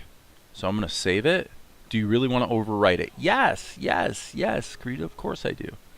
So we'll close that. So let's see what happens. So if this worked correctly, and by the way, I see another problem with the template. So I'm going to go in here, animation template, and see, now it's disappeared. Freaking explain that to me. Like how do you make it your goal in software development to literally be as stupid as possible? Boggles my mind. And I'm sorry to be snarky, but it's like you can't be that stupid unless you try. You really have to make it a goal. Because obviously this set of templates could just be a stupid text file on the hard drive in the Krita folder. It's a text file. It's just a list. It's nothing. Yet, because they provided us with this really clever, exciting, opaque interface, because, oh my god, it opens a window. Oh, there's a window. I get to click things. It's so fun to click. Right? So we create this massive interface, and we've trusted the developers to not be complete freaking idiots. And it turns out they're idiots. So the template that I just saved, now by virtue of the fact that I modified it and saved it, causes it to literally disappear from the list of available templates. So if you were in software development and you said to yourself, okay, my goal is to absolutely, I want to develop this software so that it is as stupid as possible, as dysfunctional, as frustrating for the user. How do I make their experience absolutely as negative as it can be? This is how you would do it. You would create opaque interfaces where instead of doing the obvious thing that any idiot could just open up the text file and say, well, you know, hey developers, you guys screwed up, so I'll just do your job for you. The good news is I have a way to do that when things are simple and not opaque. Yeah, you guys wonder why I rant. And look, it's still gone.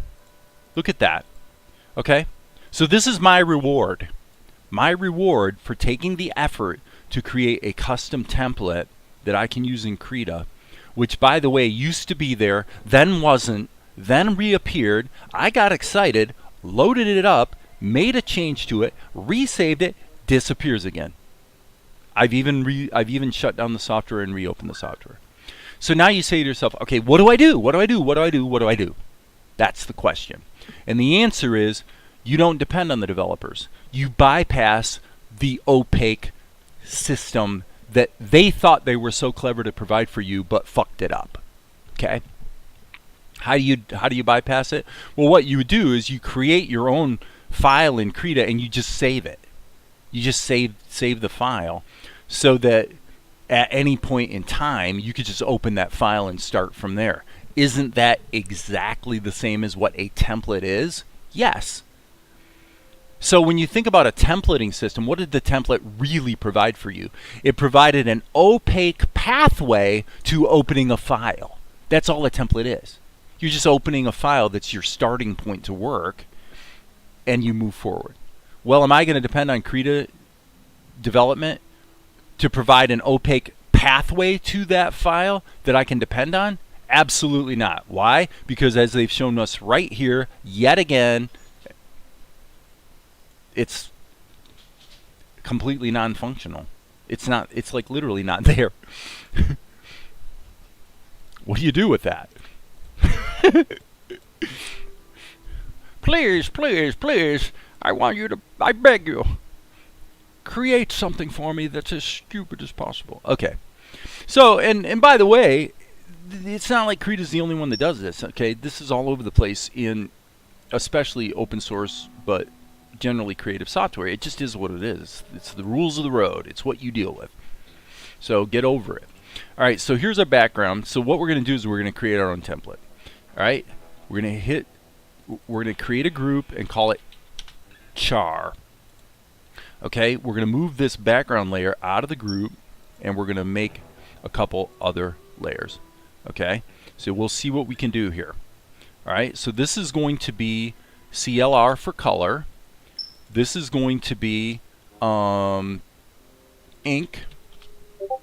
This is going to be SHD for shadow. It's going to be alpha locked. And this is going to be SHD2 for cast shadows, also alpha locked. Okay? And all of these layers are going to go inside the character layer, like so. And of course, as you see right there, what you expected the software to do, it failed, which is completely normal with Krita. The simple, obvious thing is if I grab a group of layers and drag them as a group, you could just do that, right? No, not in Krita. In Krita, you go to grab them, you hit shift and you grab the group, and it actually appears that you grabbed the group. And then you go, you say, well, now I want to do something with it, right? So then you click, and what does it do? It loses the group. Okay. So again, you know, not to be too snarky here, but, you know, how can we just like fall all over ourselves to find any creative way to be as stupid as possible? This is what we want. This is how we want our software to work. Definitely. Okay. So, having done that, what did I say? It was 8 frames per minute, and we'll go with, actually 56 is probably the right number. All right, and then what I'm going to do is I'm going to save this as, and I'm going to go, Krita, you're completely unreliable when it comes to, you know, the templating system. So I'm going to just create my own template. Animation template. Cra. Boom. Done. Now anytime I want to use the animation template, I know it's in the root of the scenes folder. So I can go File, Open, in the scenes folder, and if I type AN, there it is. And by the way, it looks like I already did it one time in the past. Let's see what that one is.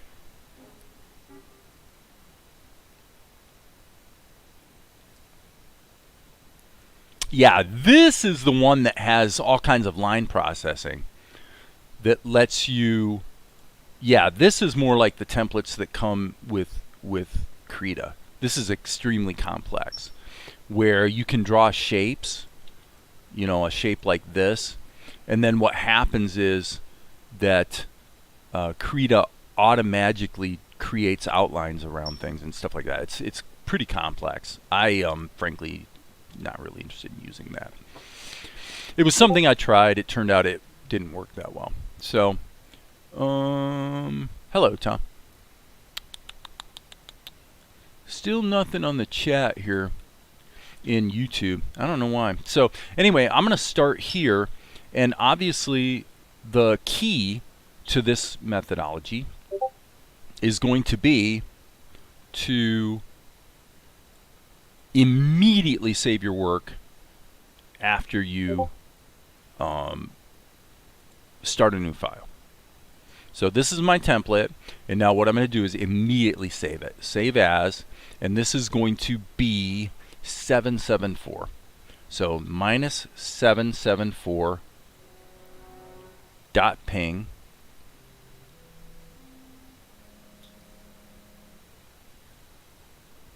I'm looking at the, I wonder why we have 774. We got a bunch of variants of 774. Okay, and then it should ask me if I also want to save it as a CRETA file, which I did. So now I'm committed. Okay, so now what are we going to do? Well, by the way, I've just detected another problem in my template because I forgot to put in the sketch and or whatever you want to call it, pencil test layer. That's my fault. That's my bad. And that means the only way I can fix that would be to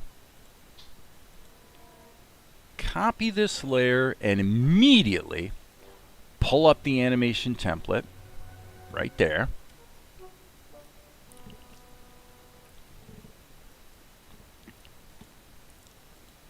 Paste this layer in there.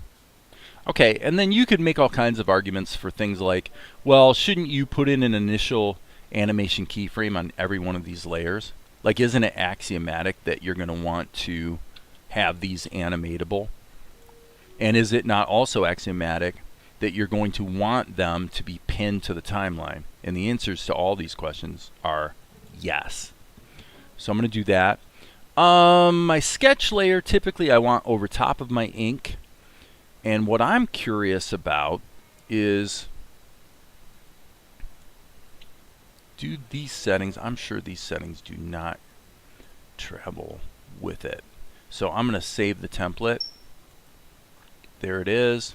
And then come back over here and get back to busy, friends, back to busy. Okay, so first thing I'm going to do here on the background is I really don't need the background because this is my background. So we'll smack that in there. And then what we're going to do is we're going to have Melchizidek say,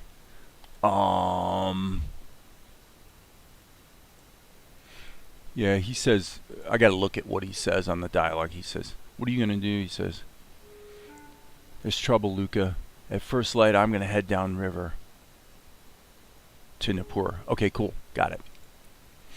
All right, so I'm going to keep my eye on this particular drawing on my other screen because we need to animate this thusly. So I'm going to go ahead and insert these keyframes right now. Whoops. Okay. And save my work. And now here we go.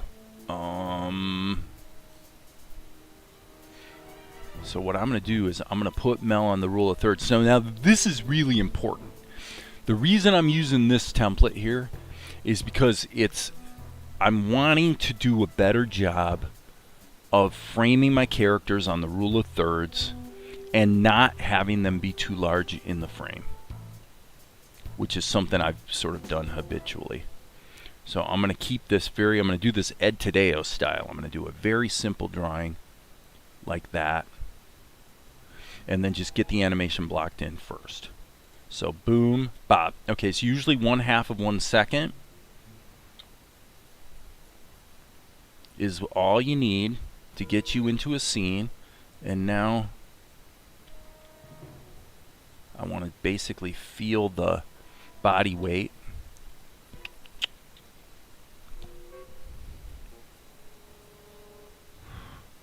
Okay.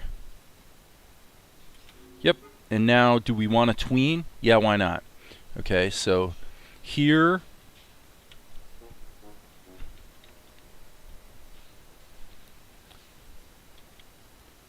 his center line is there. So now I'm going to go back 1 frame, and I'm going to just move it over a little bit. like that. Okay, so this is not going to be a profile, but it's not going to be too big of a change. There's his ear. Little bit of a change. Little bit of a change. Okay. Headband. Headband. Headband. Chin. Chin. Chin. Okay, shoulder. Shoulder. Shoulder. Okay, I don't like that. Look at that. It went up. There's no reason for it to go up like that, so that's bad. I'm going to hit the... let's go here, and I want to go to the eraser. Okay, so let's get rid of that. Okay, switch back. So here's the arm. It goes over there. So let's check this back edge. Right there. There we go. Cool. There we go. That's better.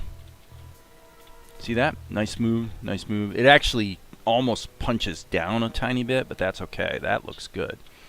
Pulling up would not have made sense. Okay, body, body, body. Okay, what does he say? In the original version of this, what happens is he indicates with his thumb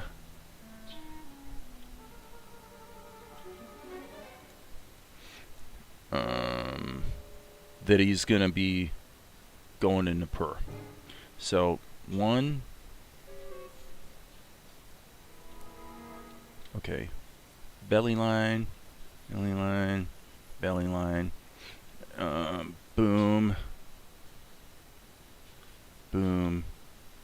Boom. Okay, so now what I'm doing here is I'm saying I don't care about these extra lines. I don't mind leaving them in there because they're basically acting as my onion skins, right? So the additional lines become my guide. Alright, and do we want one more? I think the timing is going to demand that we don't have one more. So let's see what we have. Okay, 1, 2, and I want to put a little bit of a pause in here. Half second. So he's going to say to Napur. That's it.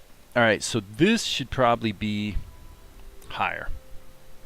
I'm not going to do the old liquefy or translation thing. I want to just get this up where it needs to be. Like so. I'm going to keep the hand as basically a box and then follow the Disney pattern of curves against straight lines. A little bit of a curve there, straight line there. You could do it the opposite. Doesn't actually matter. Both would look good. Straight line.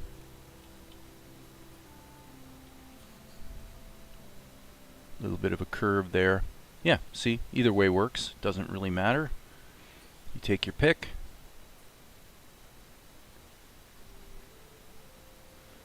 Okay. So now this is actually going to be, this is a little bit wrong. This should be more like that. That's really the shape because then you got the meat of the palm here. And the hands all, or the fingers I should say, are all scrunched together. As you can also see, his hand is a bit large.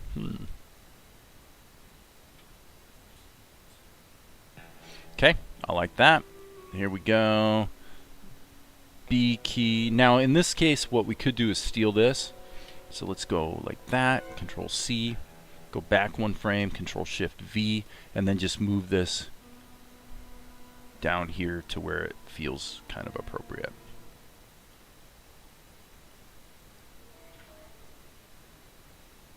Probably not too bad.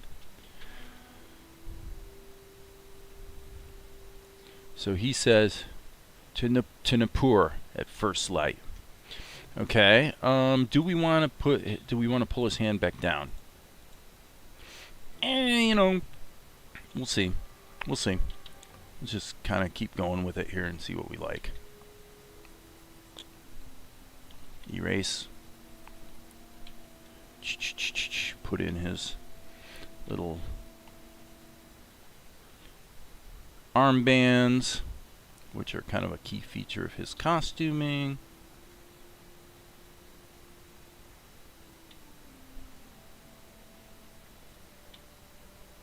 Alright, now we got the armbands over here. Something's going on in the Discord. Hop off the stream. Okay, yeah, no problem, buddy. Good to see you today. Thanks for tolerating my rant. But, yeah, I wish I had a solution, frankly. The only real solution in the software space is to get involved, you know? And I don't have freaking time. Well, plus I'm highly biased against compiled software anyway, because there's been ample examples shown that prove that the sort of performance you can get even in the browser with JavaScript is way better than it needs to be for a full-blown animation package. In fact, if you look at what the browser developers have actually had to accomplish in terms of just creating the browser, you know, if you look at all the compositing and animation and all the stuff that has to happen in a browser window, the browser is the focal point of 99% of all effort in the last 10 years, 20 years probably. 99% of all the effort that's gone into making software reliable, stable, and performant has gone into web browsers. Why? Because everybody has one. And it's real competitive, because if you can get users to use your particular browser, well, there may be some, you know, commercial advantages there for you, potentially. So that's where all the resources have gone. So that's where I disagree with Alan Dan with what he's doing, in that I think developing a new animation software using Qt as a compiled standalone application is like, why would you want to do that? Like, really, why in the world would you ever do that? No. You should absolutely be creating something that runs, if not in the browser, uses the browser as its interface backbone anyway, you know, by using Electron or some other platform for compiling a browser-based application into a standalone application. So if I was going to get involved in development at this point in history, that is pretty much the only thing I would do. HTML5, well, typically like an Electron application is HTML5, CSS, and JavaScript. That's what it is. It's exactly a web page. It's just that the application gets compiled with, I say compiled.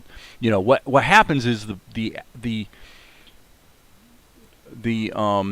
web application gets bundled with a standalone copy of the Chromium browser, and then using Node.js as the backbone that talks to the file system and whatnot, and provides an interface from your browser-based application to obviously the stuff that's normally sandboxed and or inaccessible from a browser for darn good reason. That's what. In fact, I believe that Discord is that. I don't know this to be true, but I'm pretty sure that Discord, the standalone Discord application, is in fact an Electron application. It's an application written in HTML5, JavaScript, and CSS, and then bundled with a standalone browser instance. And then, as I say, using Node.js as the backbone, there's some additional libraries included so that you can access the system, the file system. There may be other included libraries that allow for things that are either clunky or non-existent on the browser, like, for example, pressure sensitivity. Technically, pressure sensitivity is available on the browser, but it really doesn't work that well except on certain browsers that have chosen to support it, Chrome being one of the better ones in that regard.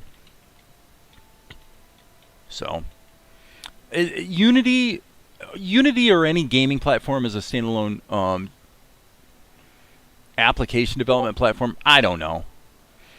If you ask about things like multiprocess support, the question you should be asking yourself is, like, I use the Brave browser, which is a variant of Chrome. Okay? The question is, does Chrome or does Brave do a good job of multiprocessor support? I don't know. I mean, I know one thing. It does an amazingly good job of OpenGL support. You can literally put one line in a when you set up the graphics context for your web application, that one line of code where you set up the graphics context basically cues the system to go ahead and invoke hardware acceleration and use the GPU, right? There is no case to be made for interpreted languages being non-performant. That's like, so far, that hasn't been true for 10 years. I mean, it's ridiculous. If you're having performance problems, the solution isn't to go to a compiled language at this point in history. Because remember, with JavaScript, with Python, you can always include compiled libraries that are called by your interpreted code anyway. So what we're trying to do is we're trying to crank down the development cycle and have infinitely better debugging tools so we can see what the hell goes wrong when we screw up as developers. That's what we're trying to do. We're trying to get so we can actually do our job efficiently and effectively. Well, with JavaScript, I change a few lines of code and I just refresh the browser instantly. There's no compile cycle. There's no nothing. And I hit F12 and I can see everything that's going on in the code. Everything. Easily. It's just the difference is night and day. Absolutely no contest at all. And by the way, you talk about leveraging the platform for stability and performance. Doesn't that also suggest that that means I can write my program and now it's going to run everywhere on every browser on the freaking planet, no matter what operating system, no matter what anything. Doesn't matter. It just works everywhere. So you say, well, what's the limitation? Well, if you're stupid, then the limitation is, well, JavaScript's an interpreted language, so it can't possibly perform well. And the only reason you would say that is because you literally don't know what you're talking about. Okay, so there's that. But the real problem is any disparities between browsers is your real enemy. And, you know, that's why I don't really want to listen to this song. I'm skipping it. So yeah, I mean, obviously, again, I'm being a little snarky about it, but I absolutely believe firmly everything I'm saying. There is almost no case to be made. Now, if you're doing systems programming and you need to talk directly to chips and things like that, then that's a whole different thing. You know, if you're programming an operating system, you know, whatever, on and on it goes. But no, if I was creating an animation software, a very comprehensive multimedia animation software that folds animation, I'm going to kill the music for now, that folds animation, editing, audio, folds everything into one program, what would I use? Absolutely the browser. Why? Because the browser already does it, doesn't it? Think about it. Don't you watch YouTube videos on your browser? So obviously the browser does a great job of managing video. You can stop it. You can find your location, yada, yada, yada. Everything you want to do is in the browser because that's where all the resources have gone for the last generation, is to making browsers able to do exactly the kind of things we're talking about. Why? Because every single person on the planet has a browser. It isn't that you should look at the browser as your de facto platform. It's that the browser already is the de facto platform. So if you're not developing to the browser, then the question becomes, well, why wouldn't you? And I'm venturing to say that unless you're doing systems programming, any argument you give is just a misguided rationalization. You know, there's just really no good argument to be made. That's my story and I'm sticking to it. That is my story, and I'm sticking to it. OpenTunes has OpenCV for interpreted scan drawings into raster. I think it uses it for image manipulation too.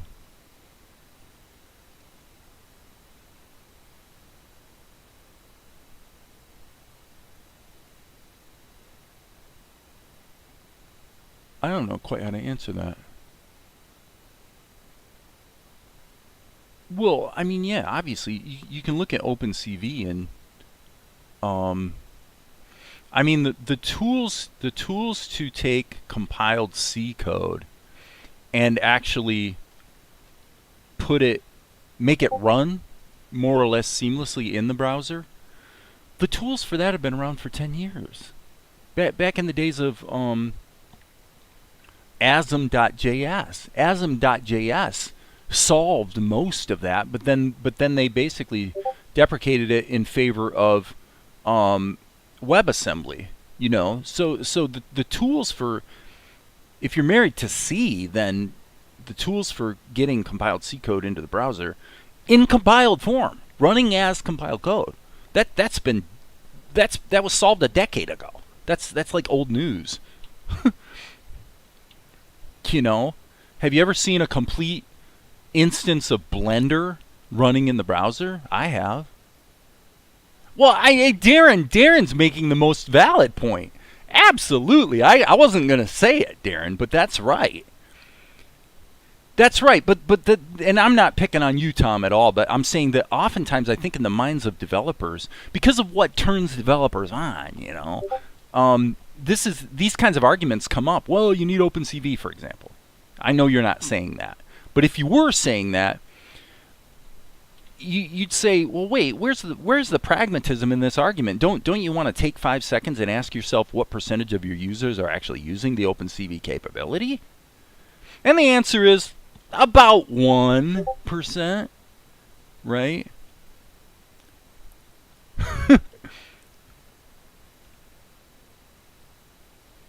Like, it's almost zero. It's like completely a non-issue. So why would you argue for a development pathway that involves considerations that almost none of your users actually give a rip about? And what I'm saying is, well, developers do that all the time. You know? Now, I don't think that that's necessarily true of Krita, though, because I think when the developers of Krita tend to favor the needs of, you know, still imagery artists versus animators, I don't think they're wrong. I don't think they're wrong at all. I think they're probably quite right. And by the way, this is totally fouled up. Mel's eyes look stupid as can be. When I take the eyes out, all of a sudden I see Mel again. So that means I just did a bad job of drawing.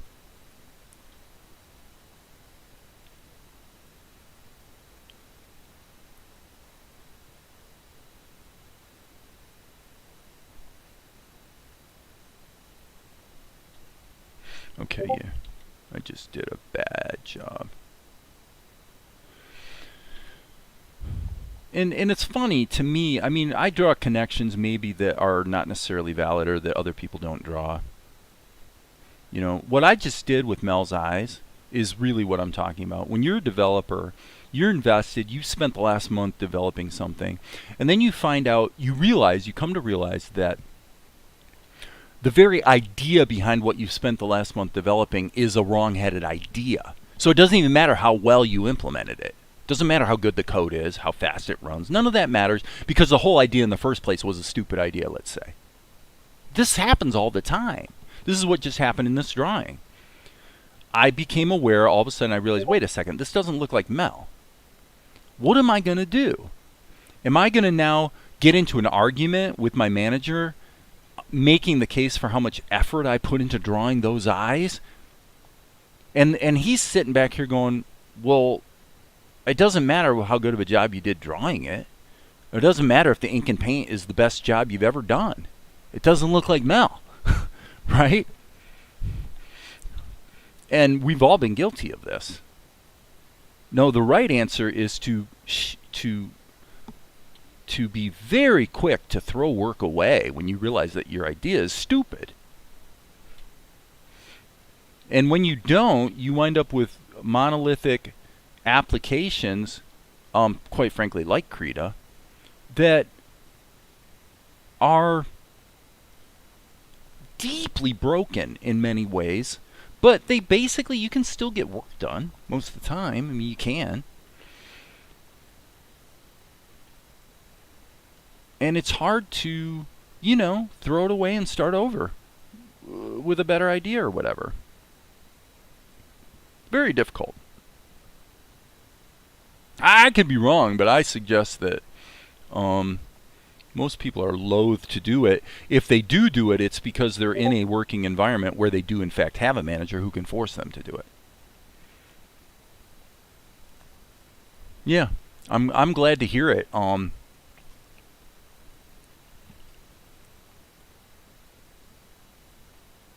Yeah, like I said, if I am going to, let's see, Wick Editor. What is Wick Editor? Oh, it's just like an editor in the browser. Yeah, I mean, there is nothing. There is now there are new. Let me say there are new. There are new aesthetic standards that have emerged because of the browser, because of the direction the apps have gone and whatnot. So it's all superficial, and most of it I would say is good. Most of it is, positive. But my point was that I can't imagine. Like I said, I really like Alan Dan, but in terms of what they're doing, his group he's involved with, in terms of what they're trying to accomplish with software, I think is so spectacularly wrong-headed that it's like I can't even describe it. Because there is no question that every development cycle surely must take an order of magnitude, if not 2 orders of magnitude longer, because they're choosing to move forward with Qt, and they're doing the same thing Krita and OpenTubes have done.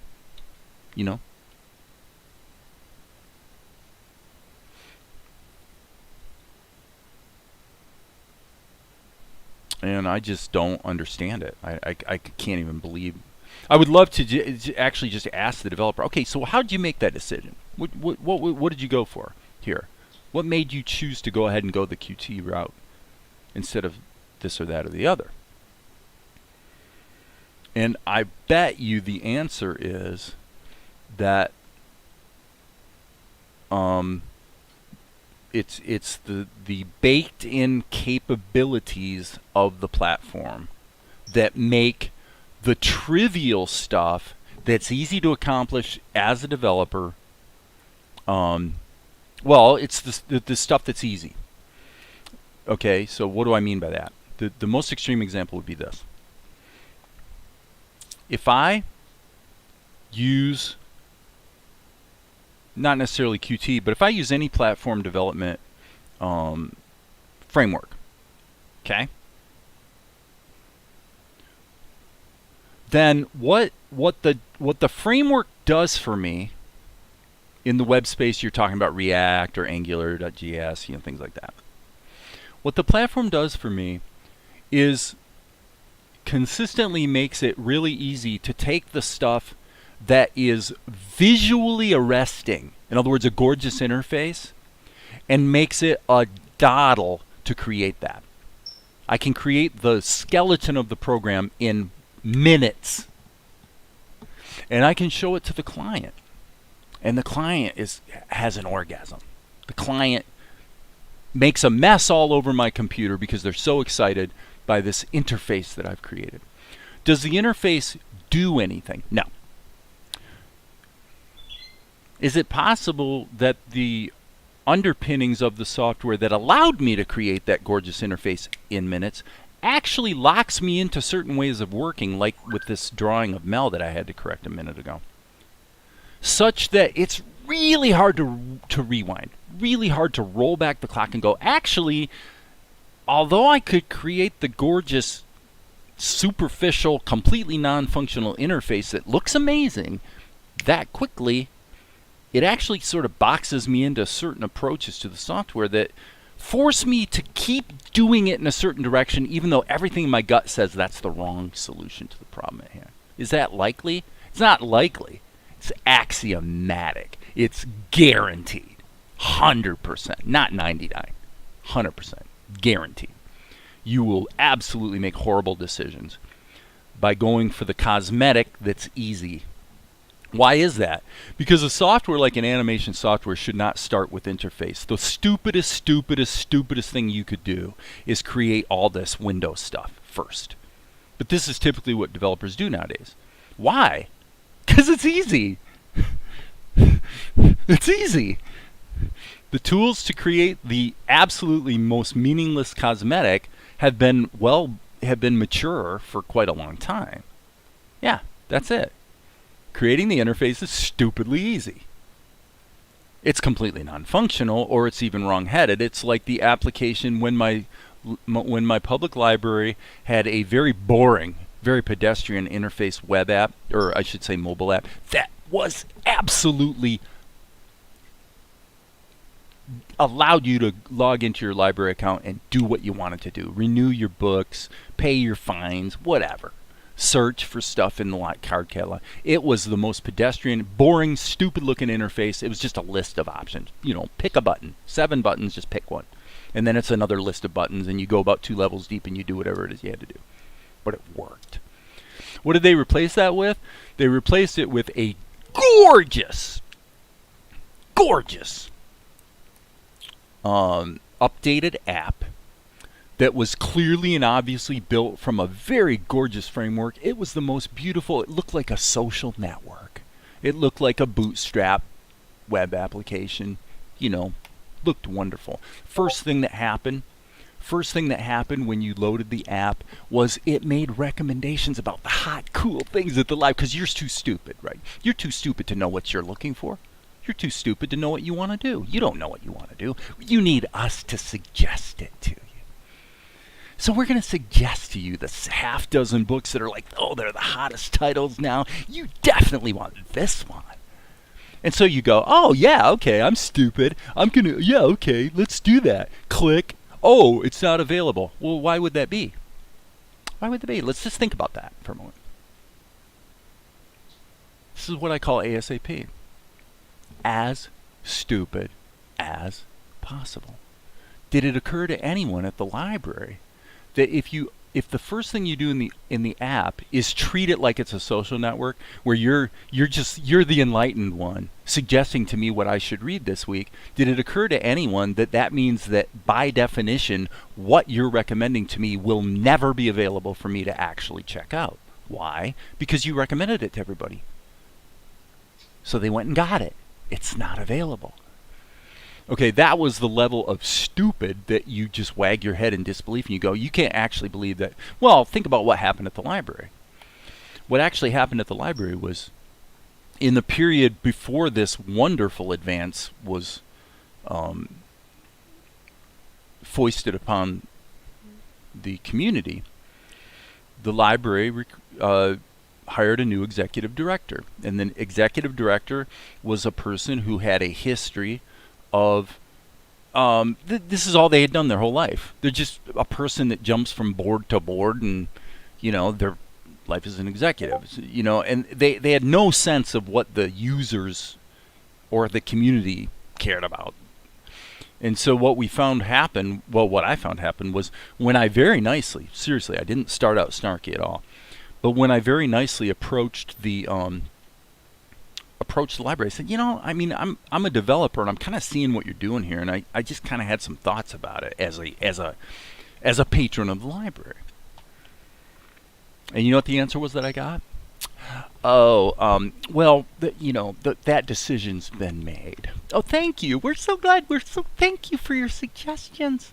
Thank you. Oh, that's very nice. We'll take that into consideration, but you know, we're moving in a certain direction. Yeah. Meaning, we grossly overpaid for this software development. We know it's wrong-headed as can be, but our new executive director might lose her job if she actually came out and told the truth and said, I screwed up. So what we're going to do is we're no longer going to be transparent, even though your tax dollars are what pay for the library. No, no, no, no, no. It's not about you. Not about you, you cursed patron. You're not important. What's important is us, our executive team. That's what's important. It just screamed. It screamed in their behavior what was important to them. And I thought, sorry about that. I thought, it's interesting because this is very much the way the world is going today. This is the problem with social networks. We embrace the cosmetic. We embrace the stuff that's easy and the stuff that's inflammatory in terms of the dialogues that are taking place on social networks. What's easy is to be polarized, inflammatory, unyielding, argumentative. Obviously, I'm being a little argumentative in the sense that at least my attitude, being snarky, is almost a little bit mean. And that's probably not fair to a degree. So I do want to be a little bit careful. But, I guess this is kind of my opportunity to get those things off my chest to a degree. But, all right, so let's see. Mel's going to... Okay, so I didn't bother with the art here because once he turns his head... Okay, number one, the characterization here is not great. But this is a case where it really doesn't matter much because that's only on the screen for a moment and then he turns. So this is the key drawing. This is the one that has to be right. Okay, so I'm going to take a moment here and look at what gets to me is how often the company websites update their page layouts and workflows. So you never know if things are working as they should, and it never feels like the same site twice, especially when you only access it every few months. I think those features are floating to the top because they provide energy, anger, outrage, etc. Calm isn't as motivating. I think there is something to that. That's kind of part of it, I would say, for sure. Part of the dynamic of what's going on there. Anytime there's any change in a team, an executive team or a management, whatever, anytime there's a change, there's a proclivity to go in and change things just to sort of justify your existence. And I don't really say that too snarkily. I mean, we do need to justify our existence. But let me get back and wrap up the software argument. The software argument boils down to this. If you're going to create animation software, you do not start with this. You don't start with this. Interface, buttons, widgets. That's immensely stupid. Because if you do that, then what will happen is that you're going to, from the get-go with the program, have the widgets, the code associated with the interface is going to be inexorably tied to the data. Okay? That's a really spectacularly bad idea. What you do want to do is go to the data first. So in other words, if I'm creating an animation software, the first question I should ask myself is, do I have algorithms in place that do a good job of counting? And I'm not kidding. Okay? So in other words, I've got a collection of things that are all variations on a theme, such as frames in an animation. And now I want to be able to maybe grab this group out of the collection and make it a separate collection over here. I maybe want to reverse the ordering of it. Just being able to deal reliably with the numbers and not having like memory leaks in the process because you did such a sloppy job of it that you are actually causing your program to crash just from fundamental data management under the hood.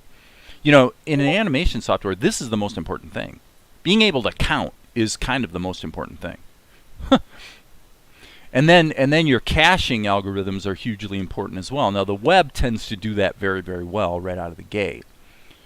Um, but the domain, the problem domain isn't really difficult. I mean, with animation software, you've got images. So let's just say an image is a standalone thing, but then you're going to have sequences of them, and then you're going to have collections of them, and then you're going to save them on a hard drive, and then you're going to do something with them.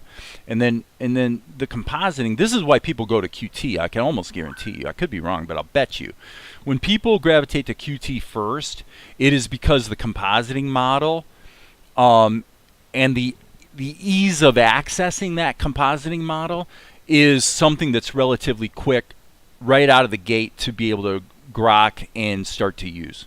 I'll bet you, I could be totally wrong, I'm guessing here, but I'll bet you it's the compositing model. It's the graphical tools in Qt, maybe combined to a degree with the idea that other programs like Krita, like OpenTunes, were written using Qt. Might be the other reason why people gravitate to Qt.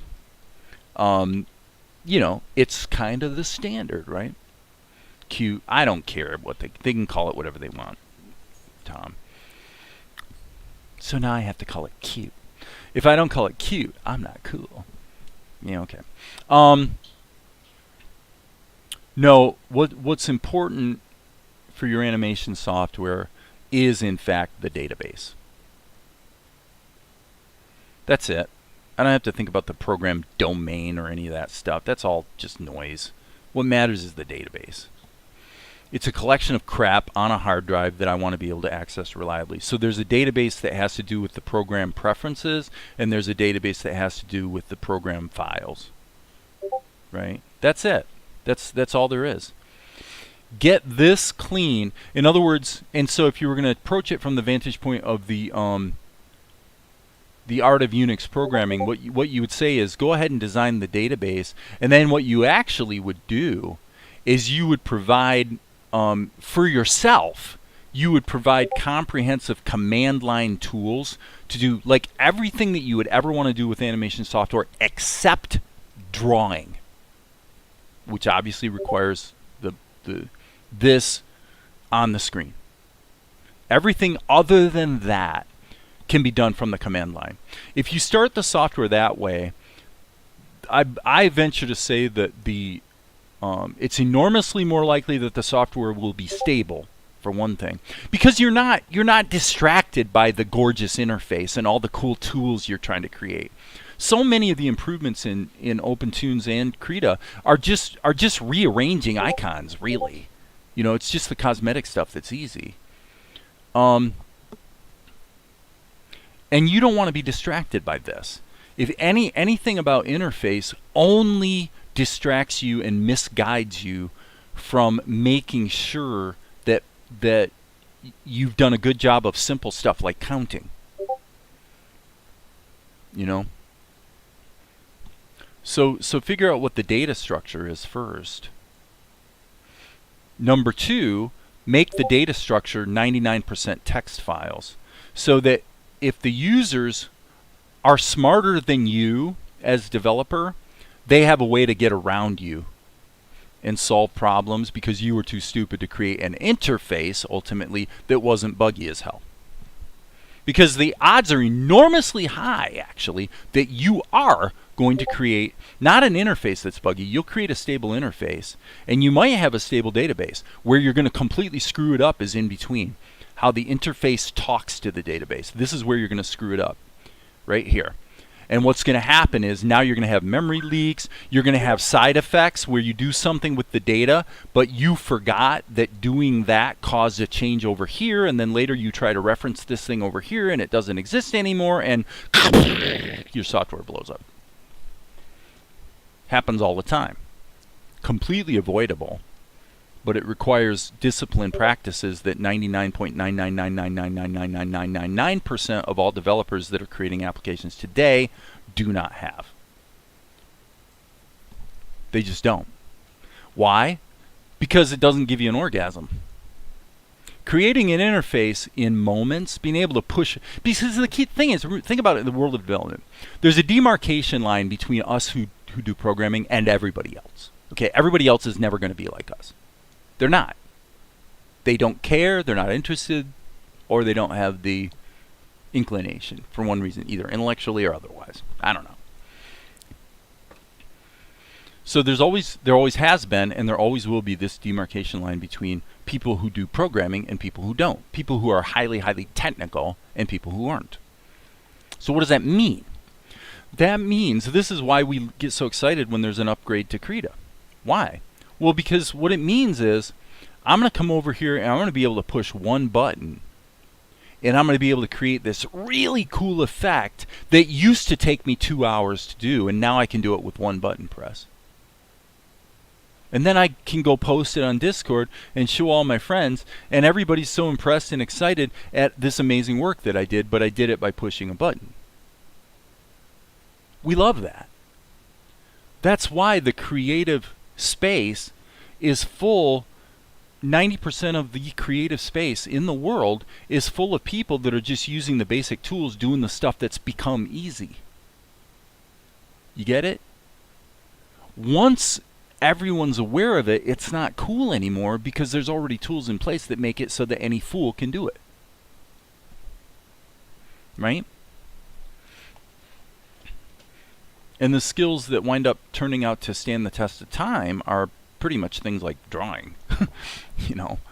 But even that, you know, that'll be supplanted by computers to some degree before too long. I mean, the tools are already emerging, and it's pretty cool. So then creative people just find slightly different ways to justify their existence, I guess. Because that's something we all want to do. Okay, so I'm not really buying the whole deal here on the nose. There we go. That's better.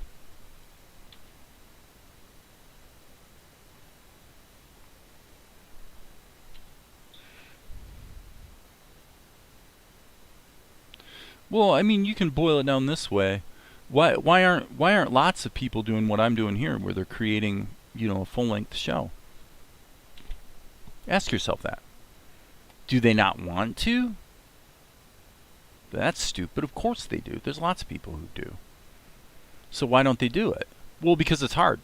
I mean, you can look at it in a lot of different ways and you can rationalize it in a lot of different ways, but it really pretty much boils down to it's hard. It takes a lot of time. It's difficult. So when the tool comes out, and this is where Unity comes in potentially, actually, is when the tools emerge that allow you to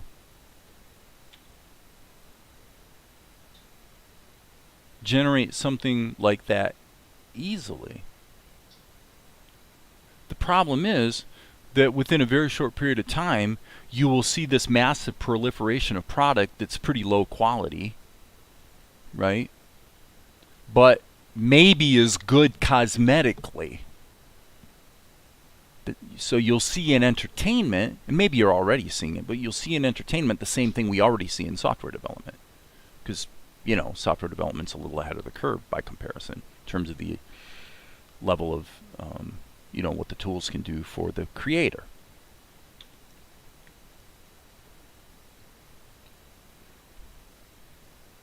That looks pretty good. Okay, so now I can just turn the sketch down and go to my ink, and I'm just going to go ahead and insert keys here, here, here, and here. I don't, well, yeah, I mean, I guess I'll do all of them, but basically I'm just animating the arm there. So, boom. So none of this is sour grapes, by the way, towards developers or really anybody. This is just, and I'm going to keep going with this train of thought because I think it's both interesting and useful.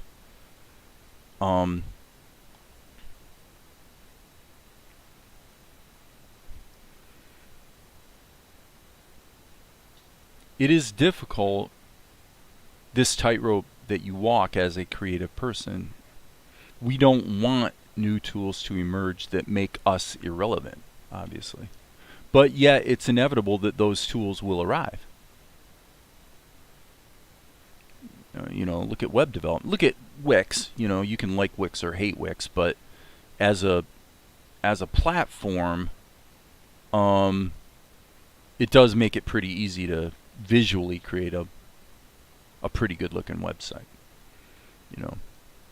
I mean, my son Kyle has actually adopted Wix as his main web development platform.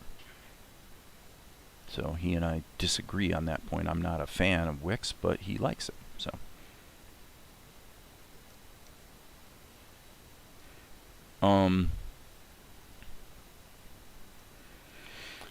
So we who are creative and or technical have the advantage, and always have had the advantage, of this demarcation line that I described between those who are technical and those who are not.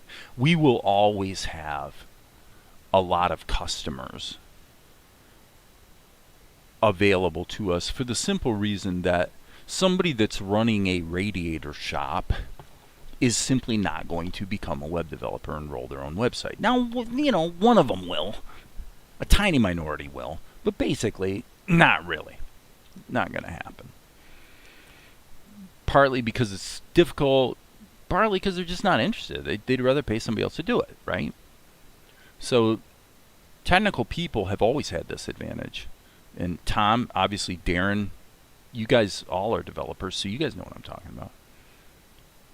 So it's a great arena to be in, to be involved in. And the platforms change, the standards change, the techniques change a little bit, but for the most part, the dynamics of how we relate to the rest of the world haven't changed much over the years. I'm going to go ahead and put his belt in here, by the way. Wix just feels like I'm using Macromedia Flash.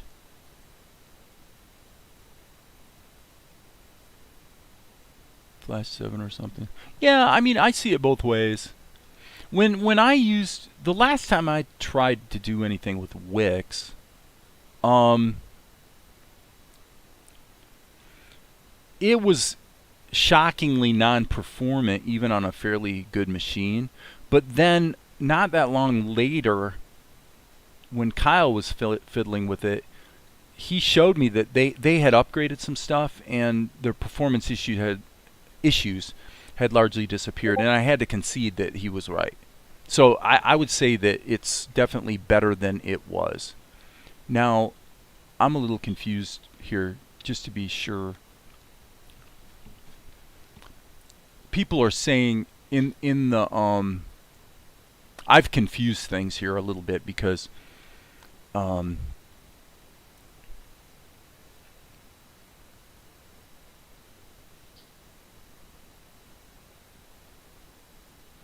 I've been talking about Wix, and you guys are talking about the Wick or Wicked or whatever it is editor, and so I've maybe confused things a little bit, because are we talking about Wick or are we talking about Wix?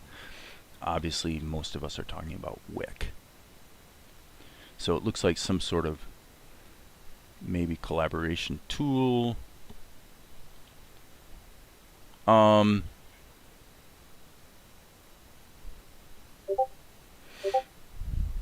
I guess I have a bit of an opinion about that too. I mean, you guys know that I don't particularly involve myself in collaborations. When I first got involved with Blender 20 years ago, I did. In fact, I tried to bootstrap what amounted to a community, CGI animated show kind of thing, right? And what I found happened, and other similar experiments over the years yielded similar results, is what I found happened is the collaborations are very, like people that are either newbies or just learning, collaborations are pretty attractive. It's fun. There's an energy. There's an energy to being able to be part of a community effort. But what I found was that, on the one hand, for the most part, it tended to pander to the least common denominator of ability within the group, on the one hand. So, in other words, the idea that it somehow made you better, and not to take anything away from the idea that it's fun. It might be fun, okay. But the idea that it actually improves you or, helps you prepare for, your presence in the professional community, trying to do whatever this creative thing is that you want to do, basically, I don't know that it necessarily helps much. For two reasons. One being what I already said.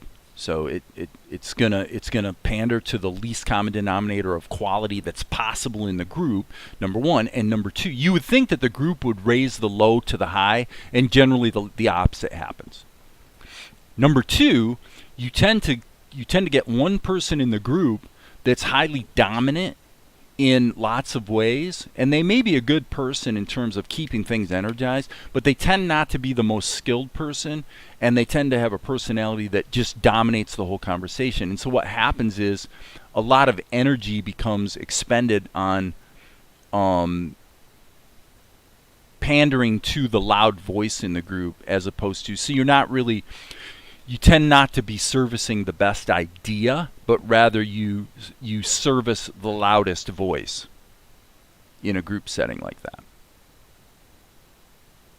So your guys' mileage may vary. You may have a different experience than me, but that was my experience, to where it's just like, at the end of the day, it's just a waste of time to me.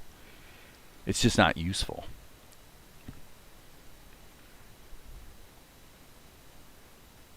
So what's my point? My point is, therefore, a tool that makes collaboration easy is, like, for me, like the dumbest tool in the world, the most useless thing in the world. Why?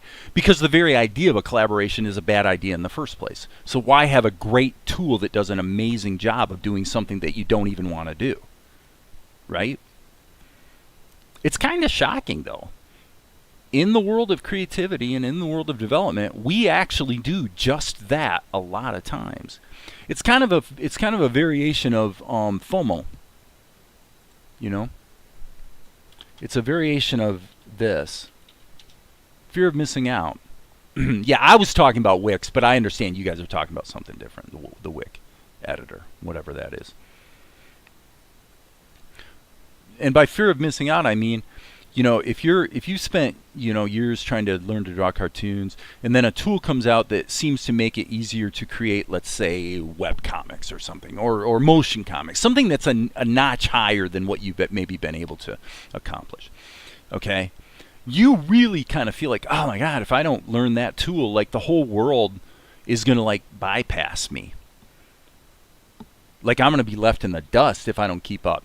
I think that's bullshit. I wouldn't have said this that long ago, but at this point I pretty much think it's just BS. And the reason is because the stuff that really matters and is timeless is not the superficial stuff that comes from any tool ever. The core skills are just being able to, like if it's programming, it's just being able to come up with an algorithm and just map a data set. You know, just be able to kind of sort of structure data and say, well, okay, this is kind of how it should look. These are the things we need to operate on that data to change and move around. And then the last thing I would do is worry about how to provide an interface to those capabilities. It's the last thing. Typically in the development world, we make it the first thing. So that means that the entire development community, in my opinion, my very arrogant opinion, is most often highly fixated on the absolute least important thing. Okay?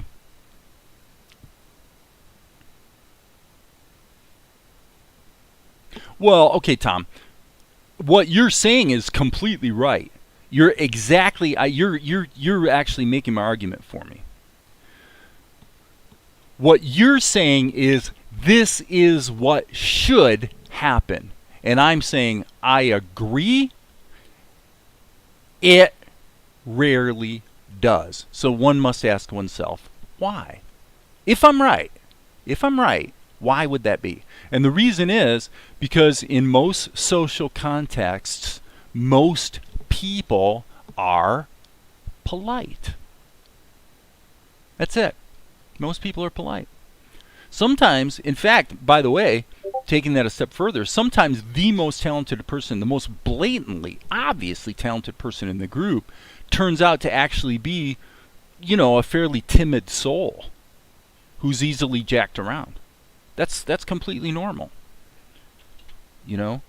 I mean, I've met a few people in my life who were fairly famous, like stupidly accomplished people And as human personalities, they were actually very kind of milk toasty. You know, I'm thinking of one person who is a singer whom I won't name. There was a time 20, 30 years ago where this person was fairly famous in certain arenas. But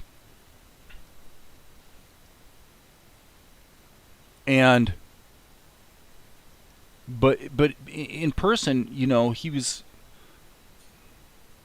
not at all the dynamic personality that you would assume just judging from the way the guy performed on stage. You know?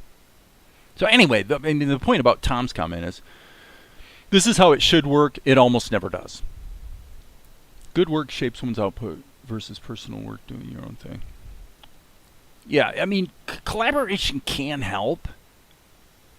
You know, put it this way. There's 3 ways to learn. You can learn from community, you can learn from books, you can learn from practice, okay? It is my contention that 80% of your effort to improve should be practice.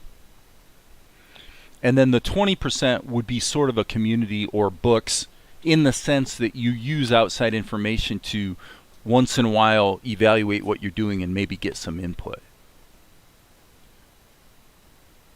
But for the most part,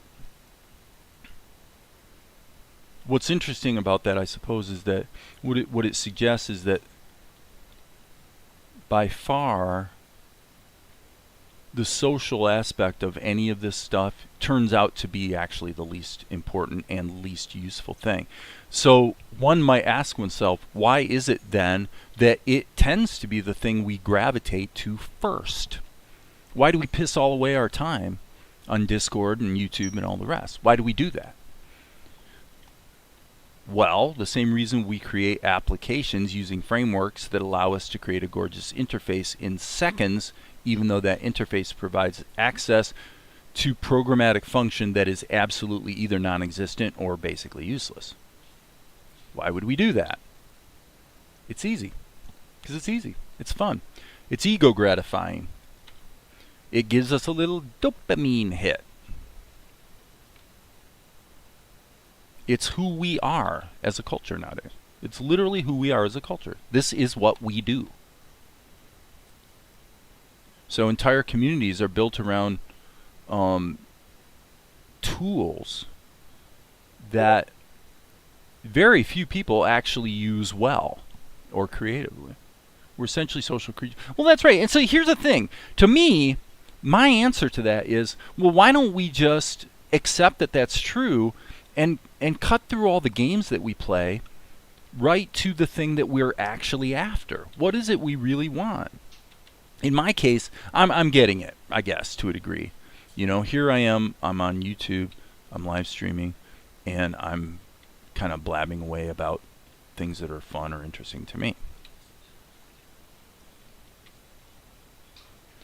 But I don't actually have much... okay, that was stupid.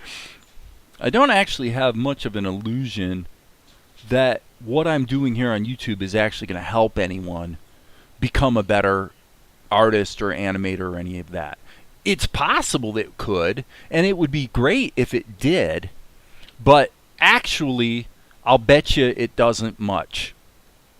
I would bet you that if people hang out here, it's mostly because for whatever warped reason, they find my incessant ramblings kind of fun or interesting. That's pretty much it.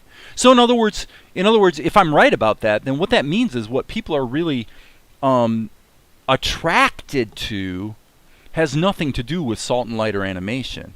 It's actually got to do with my voice or the way I talk about things, or maybe my opinionated, musings about this or that. I will bet you if we could look inside the minds of everyone that ever comes here, that's what we would find out. We'd find out that in their deep psychology, that's really what's going on. It's just entertaining for one reason or another. It's just entertaining. It doesn't, and that's why I can talk about software development as opposed to animation, and people still stay tuned in to some degree, you know, because it was never about animation in the first place. It's just a social. It's not even a social experience, actually. It's more of just an entertainment experience. And of course, that experience is appealing to a fairly small number of people or a certain type of person, right? And if I want to have 300,000 subscribers instead of 3,000 subscribers, then I have to change what I do. I would have to begin to pander to a different person who wants something different. Namely, for the most part, I would have to pander to the person who wants to have that dopamine hit, who wants to be entertained. In the software or animation arena, that means providing easy ways to solve problems where it can allow them to go away and feel for a moment like this is actually going to be easy and fun for them to creatively accomplish whatever it is they want to accomplish. What I'm saying as a person who's been tempered by life, and probably a little bit older than most people who come here, is that I will bet you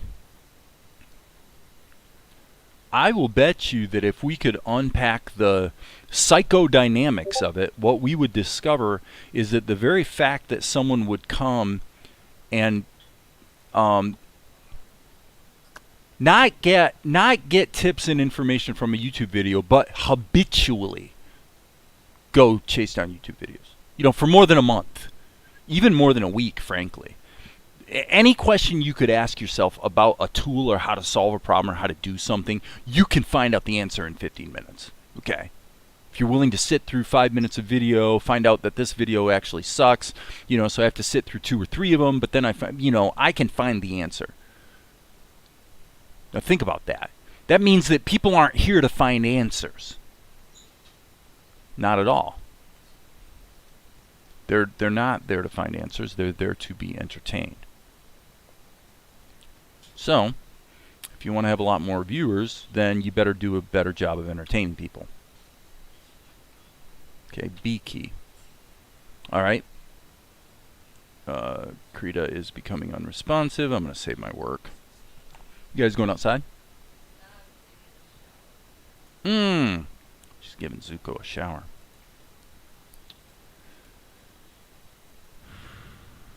Okay.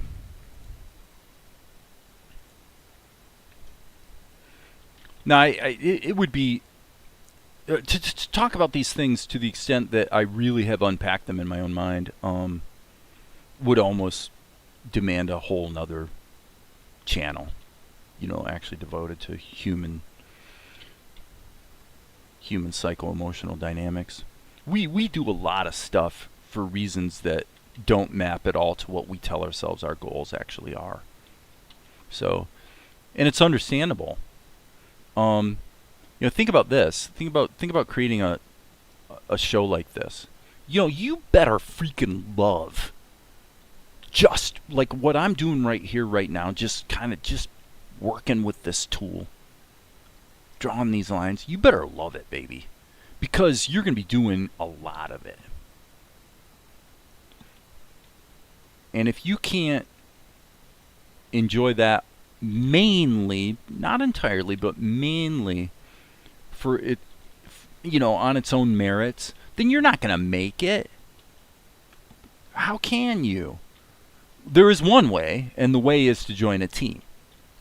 If your skill set happens to fit nicely into a team, then, as I've explained here before, there's basically 3 reasons why people become successful. Either they have lofty talent, unusual talent, like exceptional, or they have an incredible work ethic. They might be of mediocre talent, but they just work really, really hard. They just dog it. Or people just love to work with that person. They just get along, People enjoy working with them. And so they don't mind that maybe they're a little bit subpar. If they're too subpar, obviously that won't work. But those are the 3 reasons why people can be successful.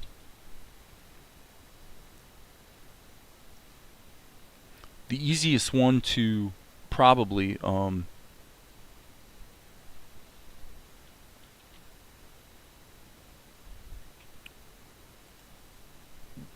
let's say, manufacturer. I thought I had his hand in this shot. Guess not. I guess that was the one. So okay, fine. Turn that back down.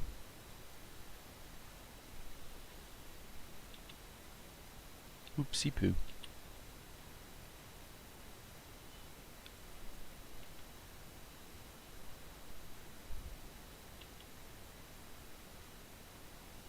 So Sifter's a good example. I don't know if Sifter's still around, but Sifter's a good example of someone who, as near as I can tell, is doing a very good job of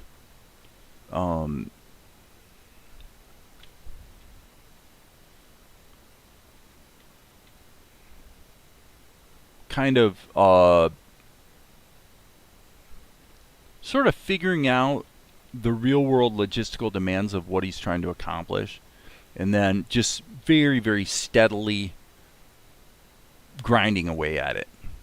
You know, Sifter just grinds away. At least that's the way it looks. So one of his habits that is similar to Valerie's habit in terms of how she does most things she does, but certainly how she's been doing her writing, is that at a certain time every day,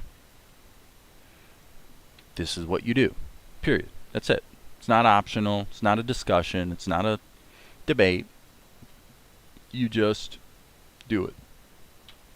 So it could be writing, could be animating, could be something else. All right. Now, here what we need to do is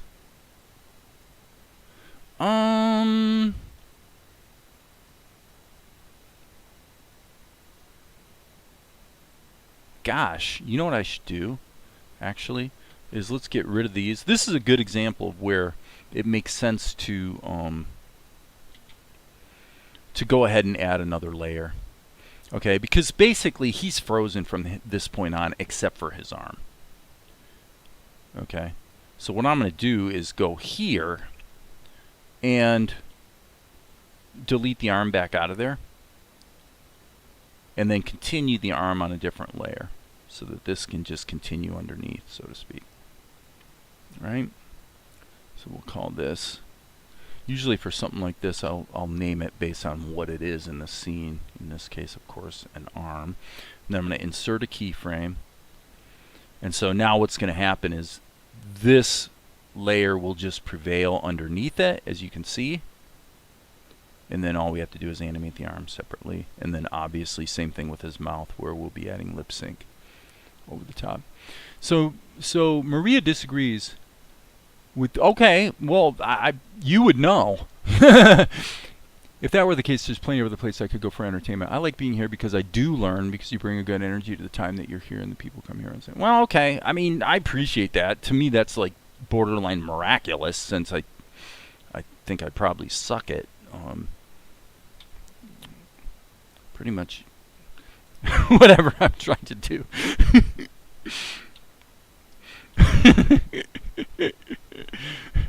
No, that's very, very kind of you.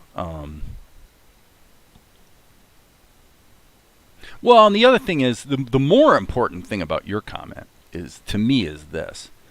I really appreciate, because I don't want to be one of these social zombies that many of us devolve into, I really appreciate that you come out and say that you disagree.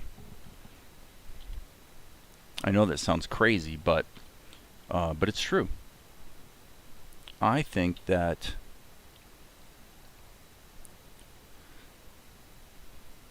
for me, if they make me dictator of the world, to me there's always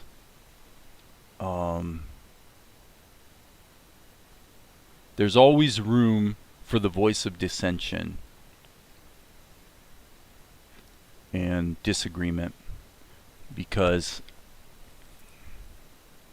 well, that's why I say, well, I could be wrong. I say that a lot, but I don't think I am.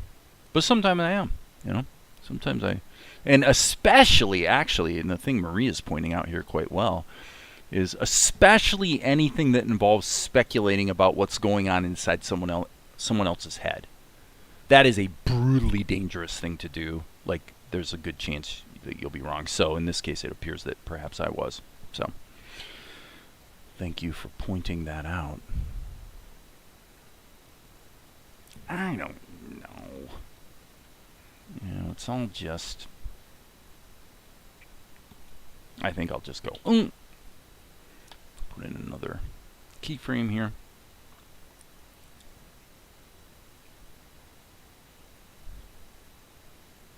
Well, and I guess there's no accounting for, you don't ever know what's going to cause somebody to learn something useful either.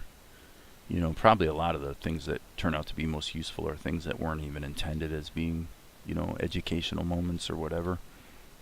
I don't know. I don't know. Truest thing I've said today is that I don't know. It's all speculation. All right. I'm actually going to lasso this. Control C. Go to the next keyframe. Control Shift V. And then smack this up here like that. And then pop it down on there. Nice. Nice, nice, nice. And then I do believe what I did was I just reversed it, didn't I? Yeah. So this goes here. This is going to be a duplicate. And then this is really going to be pretty much back to this shot. So this could be an inserted keyframe to make that blank. And then this could be duplicated to here. So I think that worked. Let's find out, shall we? Okay, so obviously there's some issues here with the clothing, but that's okay because I can actually fix that up really easily with a little bit of liquify after we get the color in there. So, for that reason, let's turn off the sketch and just see what we have with the pencil test removed.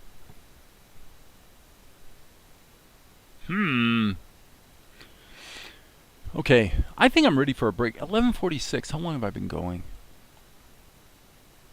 3 hours? Oh my gosh, holy smokes.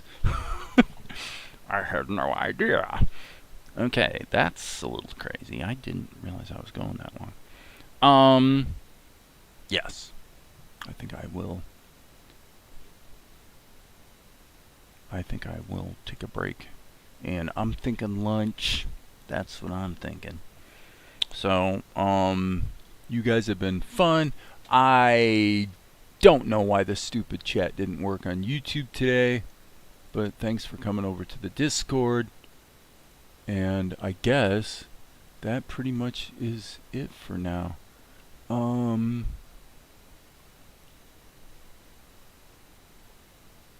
There are 3 types of conversation. I'm looking at Tom's comment. 3 types of conversation in order from most interesting to least. The most interesting is ideas, then things, then people. Ann Landers. I used to read her every day in the newspaper when I was a kid. Not sure. But, yeah, and again, thanks, Maria, for your bold disagreement. I always appreciate that. Ed was here. He gave a thumbs up on the white. But why is the YouTube chat? Oh, I know why. Okay. So if I look at YouTube right now, why is the YouTube chat? Oh, I know why. Hey, Ed, there he is. So if I look at YouTube right now, why is it showing top chat? Hey, Ed, there he is. So if I look at YouTube right now. Yeah, you guys can hear this, so I better mute that. Huh. Weird. I don't know what's going on today. It's a freaky day. I guess that's what happens when you plan to live stream for 3 hours. So,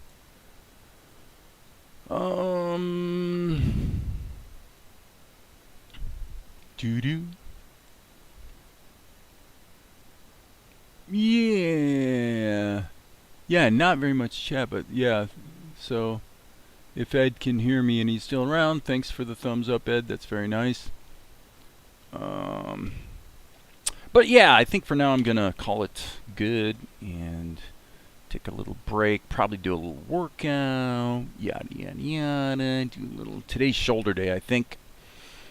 And so, with that, I guess I will sign off.